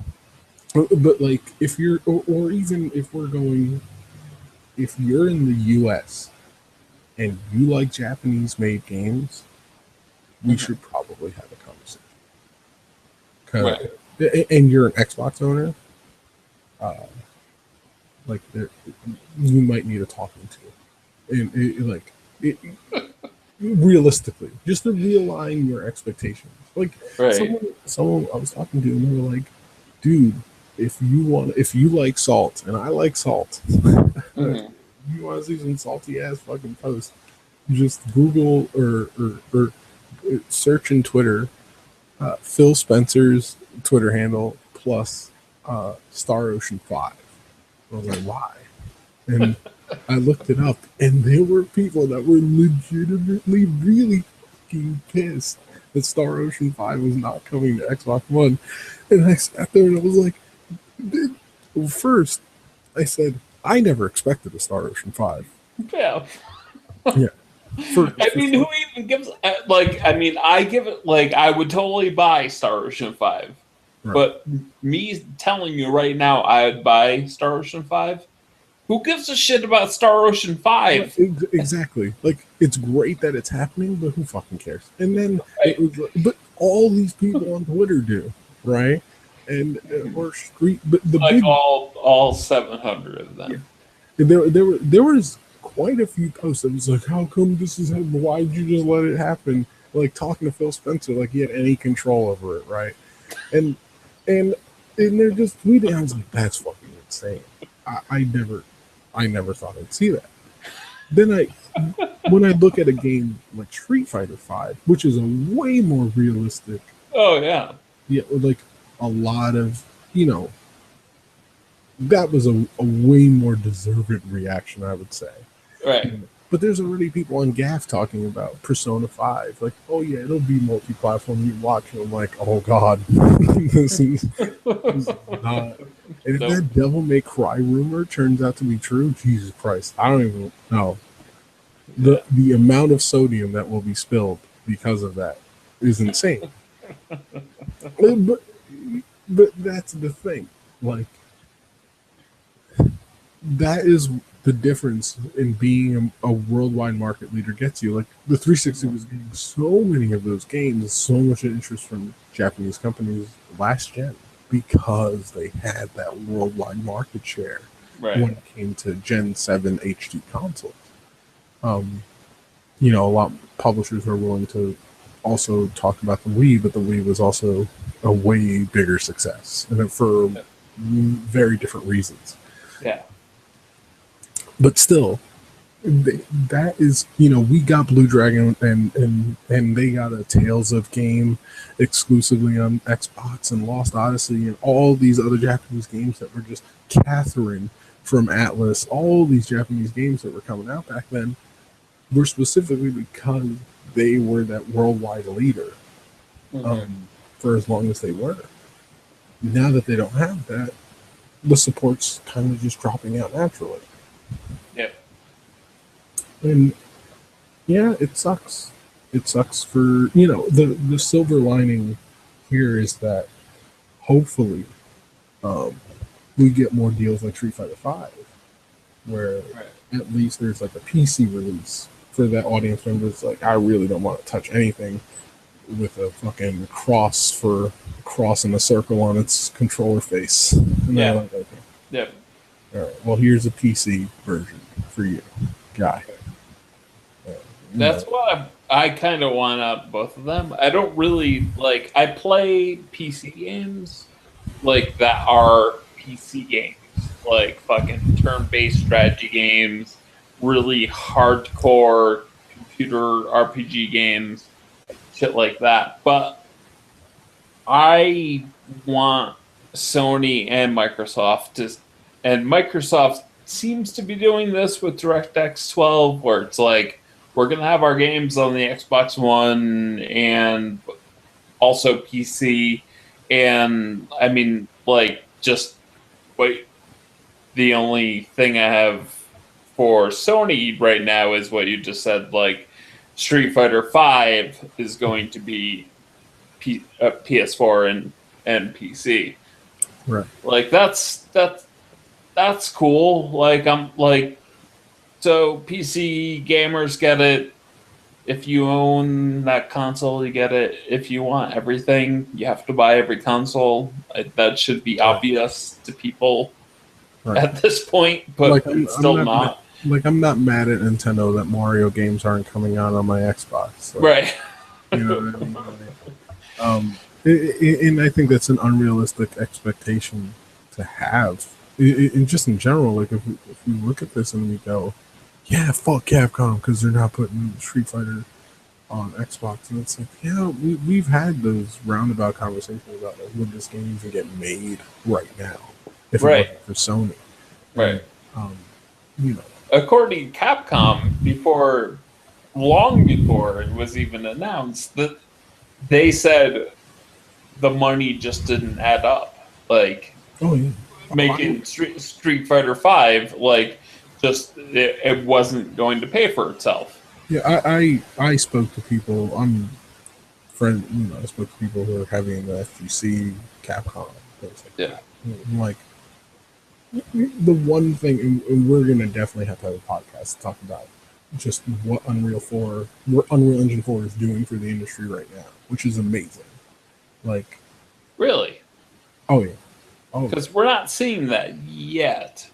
Are there that many Unreal 4 games out? Like, are there any Unreal 4 games out currently? Yeah, there's a couple. It's not that many. But they're coming, is what you're saying. Huh? They're coming, like there's a bunch. For development? Oh yeah. It was a life preserver when we needed it. It really shrunk. It really streamlined and really shrunk engines, the engine budgets, and all the things to do. It's just really helping out. Street Fighter 5 being an Unreal Engine 4 game isn't an accident. Right. Everything I've heard of Devil May Cry 5 is that it's an Unreal Engine 4 game, not an accident. The fact that engine, you're not hiring engineers at Capcom to produce an engine for them to then turn around and make a game, right? They have an engine that's really cheap to get into and get integrated into your software development environment. That's very versatile, very flexible, and very customizable. And then, which brings your budget cost on code way down, right? Which is one of your most expensive departments. And then it's so versatile. It's in what it allows you to do from a development standpoint, like integrating art, creating animations, integrating animations and effects and all that stuff. And I almost want to say that the reason why they can turn around and say Street Fighter 5 will be profitable at $2 million is because of Unreal Engine 4, because it's such a streamlined, easy to use, and cheap tool. And that's why we're gonna, Tekken 7. Right. like Unreal Engine 4.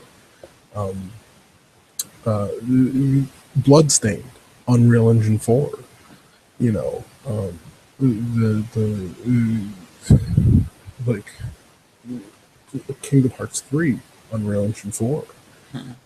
You know, this is going to be a big trend, and it's going to only increase. Like, because really, like, streamlined development tools is really going to help us in bringing our budget costs down. Yeah. And you know, dude, like, I remember Street Fighter 4 needing like something like 4 or 5 million, which they got on the original one, but that was their sales threshold. Like, they literally cut that in half in one generation in the future. Fucking From Software's been running on what, Unreal Engine or like something along those lines for a while now. Fucking Warner Brothers has single-handedly become one of the biggest publishers because they've been using streamlined Unreal Engine development tools for all their games. Yeah. You know? And they copied Ubisoft's fucking Tower and side quest. Well, right, yeah. But so they took the engine from fucking Epic, and they took game design from Ubisoft.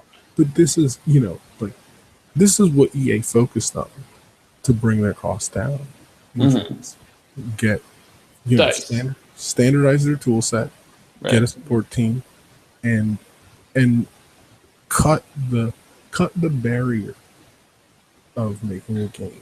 Yep. Usually, you know, you're spending a lot of time on code, building engines, doing all that stuff. Cut that out. Try to streamline it, shrink it down to as much as we can, and just focus on building the game. And it's, you know, it's paying dividends, and it's really going to help. I honestly think that, like, you know, within 5 years' time, we're going to keep seeing, like, put it this way, the next Kojima game will probably be built on Unreal Engine 4. Like, right, like, you know, because he's not going to be able to take Fox Engine with him. It's just, you know, it came along at the perfect time. It really did. It saved our asses. It sounds over dramatic as fuck. I don't care. No, it's true though. Like, if this is what we're going to be getting out of it, like, realistically, did anyone think we'd be getting some of the games we're getting? If it like, there's this correlation. Like, hey, they're announcing the new Street Fighter. Oh, what's it running on? Unreal Engine 4. Like, oh, okay. Yeah. Or all these other games. It's like, oh, Kingdom Hearts 3. They have like 2 different engines internally at Square, and instead they're like, no, let's just go with Unreal Engine 4. Yeah. Okay. Like that's just fucking that's just a coincidence. No, it's not. These are people who these are money people first and foremost. Yeah, of course. Yeah. Like, they're money people first and foremost. They do this because they want to make a lot of money. And if you don't believe me, go take a look at Konami. Like, yeah. You know, yeah. I'm super pumped. We're going to see a lot more of this stuff in the future. Yeah. But so I have to ask you this. All right. As I tried to bring this to a close, but we may go off on like 20 more tangents. Yeah. I see in the text chat you said, I gotta hit the sack. Yes. And the time signature on that is 11:23, which I think is my time, which was 2 hours ago. So are you asleep? I'm in bed right now. No. I'm sleep talking. I honestly want to know, how long ago did you type that? I mean, you typed something else first, which is what got the time signature. I don't know. I think it's been like an hour. No. I'm just curious because I think it's been like an hour. I gotta go to sleep, but like, here's a whole bunch of info I just want to just drop. I want to hit you with a couple more upcoming games.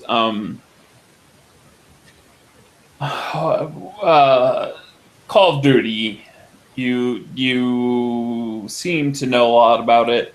The sales have been going down. Uh-huh. Blops 3. Do you think that's going to change anything? No. Yes and no. I think I think there's obviously an audience that's very invested in the Black Ops franchise. But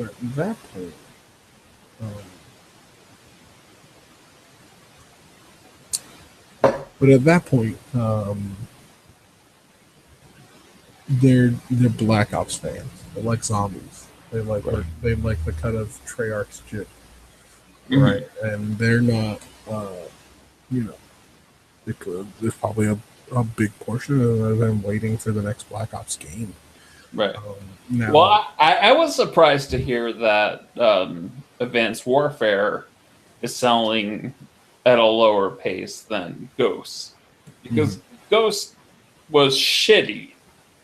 Advanced Warfare is pretty decent. I mean, they yeah, bit a lot off of Titanfall, but it still is a fun game to play. It's a lot more fun than Ghost. right. Um, so the fact that it's selling worse just makes me think like it doesn't even matter at this point what Call of Duty does. Like they put out the best game fucking ever this year, and the series is just going downhill, and you can't stop it. In terms of sales, yeah, absolutely. But you don't. A franchise is always ever just a saturate, like reaching a saturation point away from being relevant. You know, when you have, especially when you have a product where a very specific feature set is what was pulling in, you know, a large user base. And what you find interesting is that like it's almost like each Call of Duty game ate into the player base of earlier Call of Duty games. You know, Yeah. by you know, a lot of it could have been prevented if they went back years ago and said that we're making new Call of Duty and it's a new campaign, it's a new world, and we're going to expand on this unified feature set that exists in Call of Duty multiplayer. And you can buy that expanded feature set for $30 digitally. You know, you just upgrade your game. You already have internet connection. We know that because you're playing the multiplayer. You're saving costs, and then the user's paying for the single player. You know, they're paying for the full price of entry when they buy it at the store, but they're getting a brand new campaign, brand new thing. But by not doing that, by making it so that we're building a new multiplayer, a new co-op every single time, every single one of those games turns away and starts eating into the user base of the one before it. You know, and it doesn't surprise me that you look at like the user base playing, it's like less than 100K. You know, but then you look back and it's like, yeah, but there's still 100K playing Black Ops 2, and there's still 100K playing fucking Modern Warfare 3, and there's still another 100K playing Ghosts, right? Like, it's not that the people who want to play, you know, there's still just as many people as ever playing Call of Duty. It's just that some of them are not upgrading. They don't see a point to. Why? Just play, Right. you know, just play Black Ops 2 still. That's all they want, right? Um, if anything, Black Ops 3 is like their big lightning rod, short of a Modern Warfare 4. Yeah. Like it can certainly reinvigorate, and it'll act as a sort of attractive for as many people who have been holding off on buying into Call of Duty, you know, these last couple of years. But what that means for Infinity War, let's see,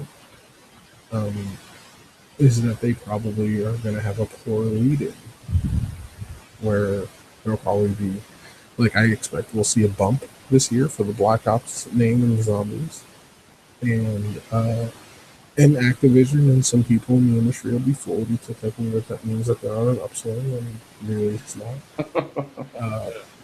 And then next year, And that swings back around to the fucking the shell that is Infinity Ward next year, right? right, and then it comes back to them. You know, if I were Activision, I would be seriously considering. Obviously, they have Destiny, so they're not super worried. Yeah. But they're still a publisher, and while they have Blizzard, that makes a truckload of money for them. Is Comet real? Huh? Comet Destiny, the Comet, like the huge update coming this fall. You mean Is that real? The Taken King? I don't know. It was called Comet. It's not called Comet. It's called the Taken King now. Okay. Is that real? Is that coming? It's being announced at Sony Stage. Is it massive? Like, is it? I mean, I don't expect Destiny 2. No. But is it? It's not Destiny 2. Is it bigger than the expansions we've got? Yeah. Oh, yeah. Yeah. Okay. It is bigger than the expansions. It's not Destiny 2. Mm-hmm. It is probably closer to what, when you think of the idea as a PC gamer, when you think of the idea of an expansion pack. Right. I would say that what we've called expansions, like House of Wolves or Dark Below, we call them expansions, but they're not really expansions. They're more like DLC. Like they're meatier chunks of DLC than we're probably used to in the DLC world. We just don't have it. If you're old and played PC games, you bought expansions for like $30 or $40, and they were like 20 hours long, and they changed the game, like StarCraft, like the original StarCraft. When the expansion came out for that, it changed the game completely. There was giant single player campaign, and the multiplayer was totally different balance wise. That doesn't seem to happen as much anymore. No, we still see a couple of that in the PC realm. Civilization got one, Diablo got one. Yeah. But this is more in line with what the idea of an expansion used to be. So the Taken King will come out this year, and obviously you don't want to talk about it because it kind of, it makes it so that players don't really, they just go, I'll hold off, I won't get House of Wolves. They're still focusing on getting House of Wolves out, supporting it through the summer, and keeping the play days out. I've just recently got excited about House of Wolves. I wasn't paying much attention to it, and then all of a sudden I was like, I'm going to see what's happening here.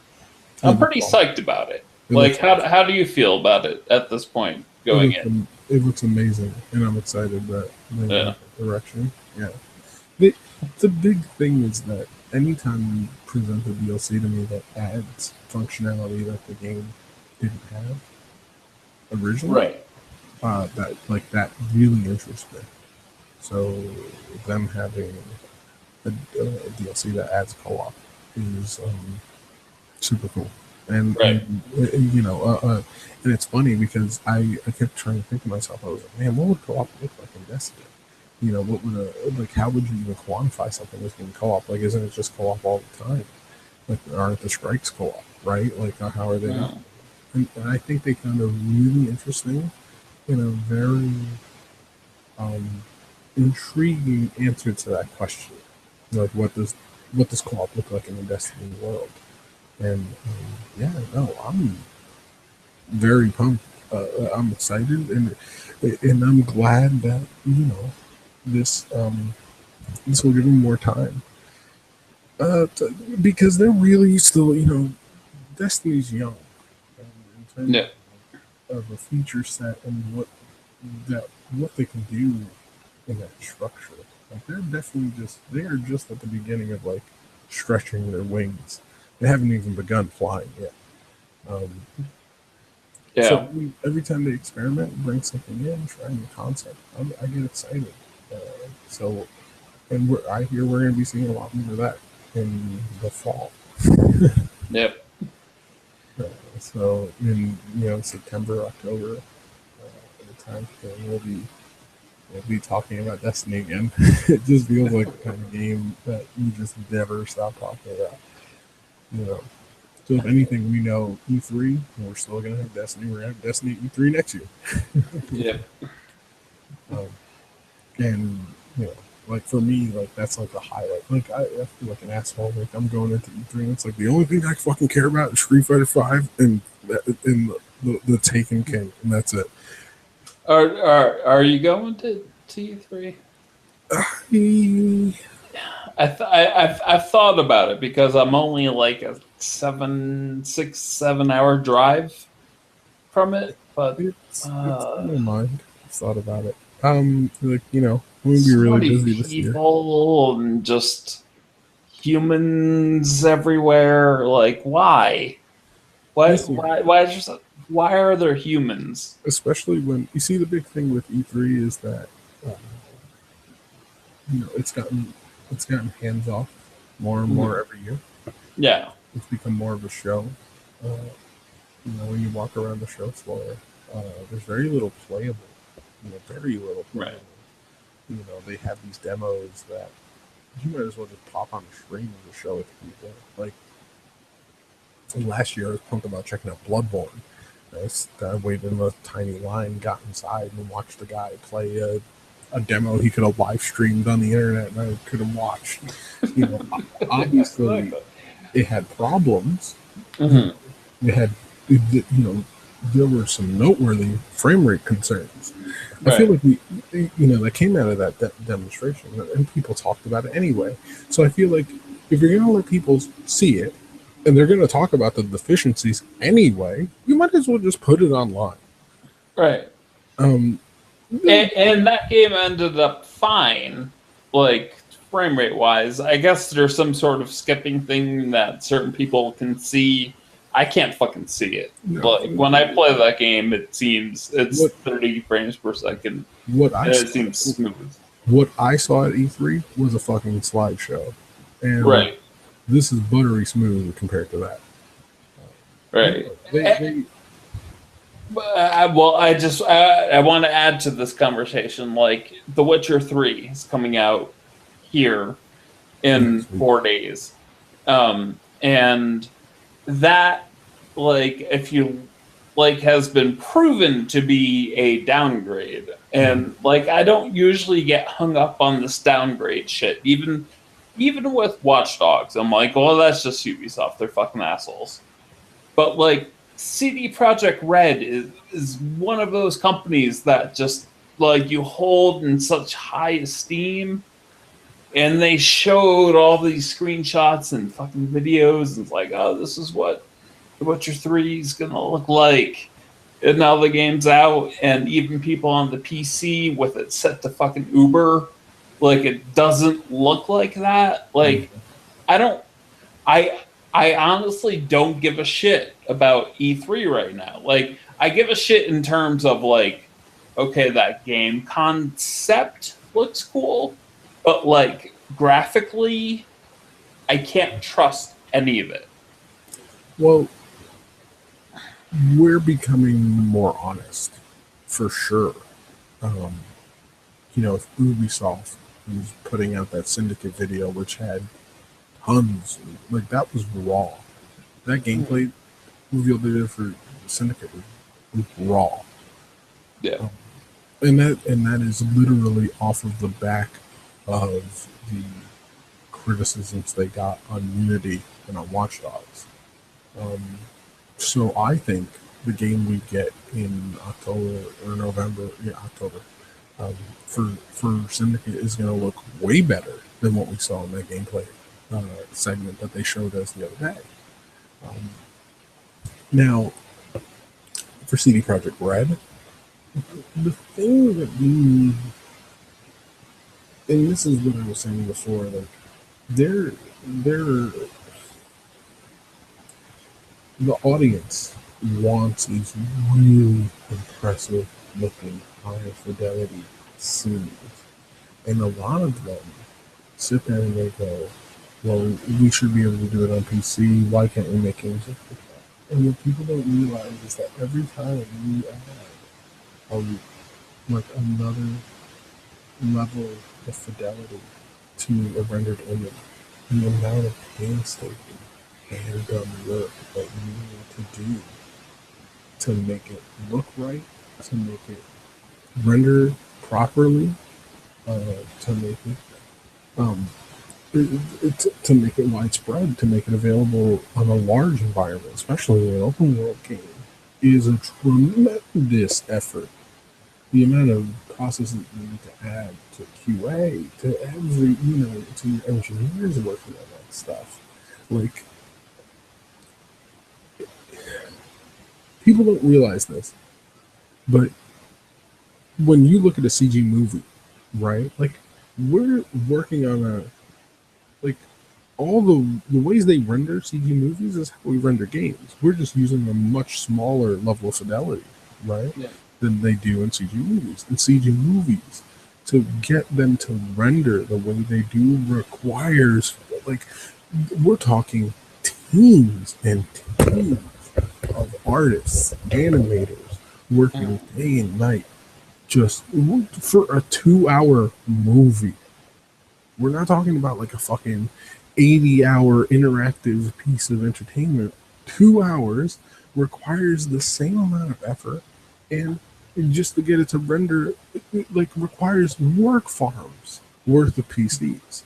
So the more we keep adding to get it to make it look, to get these kind of like fidelity games, the more work that is required on the development end, and then the more work that is required on the tech end. And the real question is it's easy to make a couple of clips and make it look that great on a PC. Can you make a whole game that looks that great? It's not that easy. If you can make a trailer that looks like, yeah, absolutely. We've been making CG trailers since ever, right? Yeah.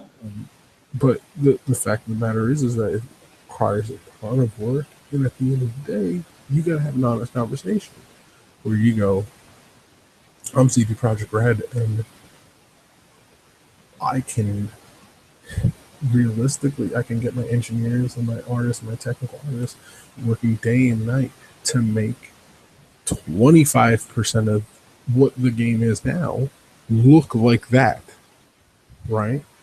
Or I can deliver 100% of the content that we're delivering in this package after extensive delays.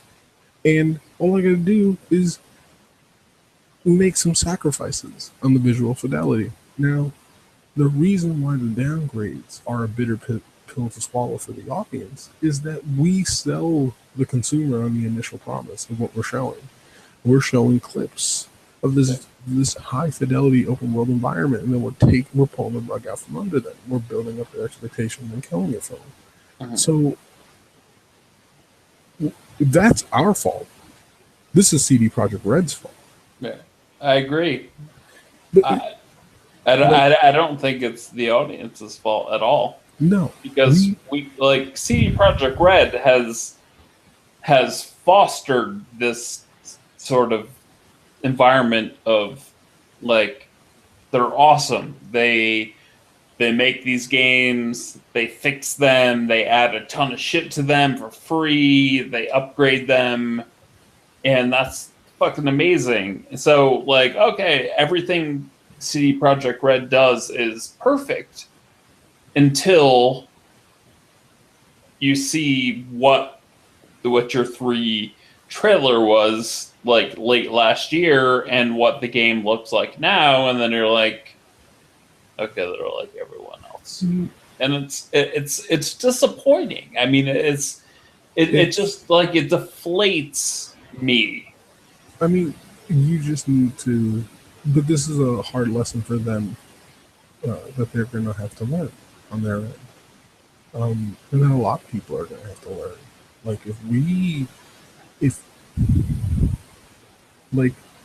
we can't make games with that level of fidelity at a reasonable budget.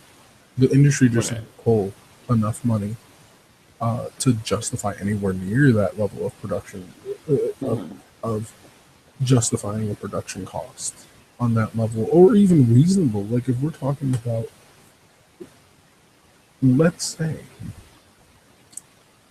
how much bigger, how much more manpower would be required to make all of The Witcher 3 look like it did in 2013 today, Right.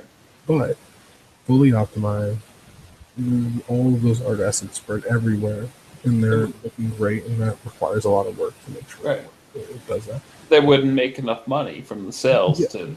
What just happened to your budget? Gone. Right. And not only that, when is the game coming out? Yeah, exactly. It becomes a 2016 title. Or even later than that. Yeah. Right? Like, but and that's the thing. Like, we need to admit, and this is on us, because we chase, we build up, we train the audience to react to the really great looking art. And then they go, yeah, well, that's what we want now because you showed it to us. And it's like, no, if I had just shown you great, compelling, good art direction with some really great gameplay capabilities, they would have given us the same reaction.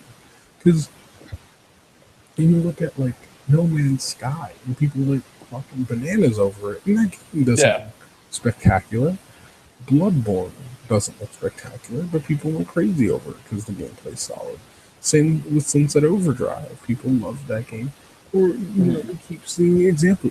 I think Dragon Age Inquisition is not a great looking game. It looks good. It's not fucking, oh my god. Like, it doesn't melt faces or anything like that. But no, it's kind of like plastic figures and a, like it has a problem with something faces, a for sure. kid built, like a, But yeah, they need but we need, we need to temper our expectations a little bit. And on development, like, look, The Division doesn't look as good as it did in 2013. Sorry. And that'll be the next downgrade, quote unquote, scandal, because people will point it out because they love pointing it out. But at this point, I think anyone who's expecting The Division in 2016 to look anything like what we got, what we saw in 2014, like, no, it's not even gonna fucking look like that. Yeah, it's not even gonna look like 2014. I'm hoping it's gonna be a great game, right? But like The Witcher 3 for me is what broke everything, like in terms of like hype or whatever, because like CD Projekt Red to me has always been that, like, we're making these huge amazing games but we're totally pure.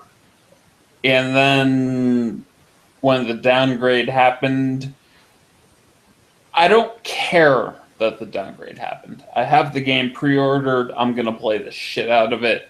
I am so excited to play the shit out of it. Like, I'm not bitching about it in terms of that. But to me, like, that's just something more that's telling me, like, this E3 coming up, do not believe the bullshit you see on screen. Wait until the fucking game is out. I think that, it's funny because not a lot, but, I don't think that we're going to see something out of Syndicate that is going to look unbelievable. But we might see a cooler looking gameplay slice. But graphically, it's going to be right about where we expect it to be. I think we'll see a more realistic slice of the Division, probably. And we'll see more realistic slices. Wait a second. Actually, I gotta go. Yes. You know what? Let's continue this tomorrow. Okay.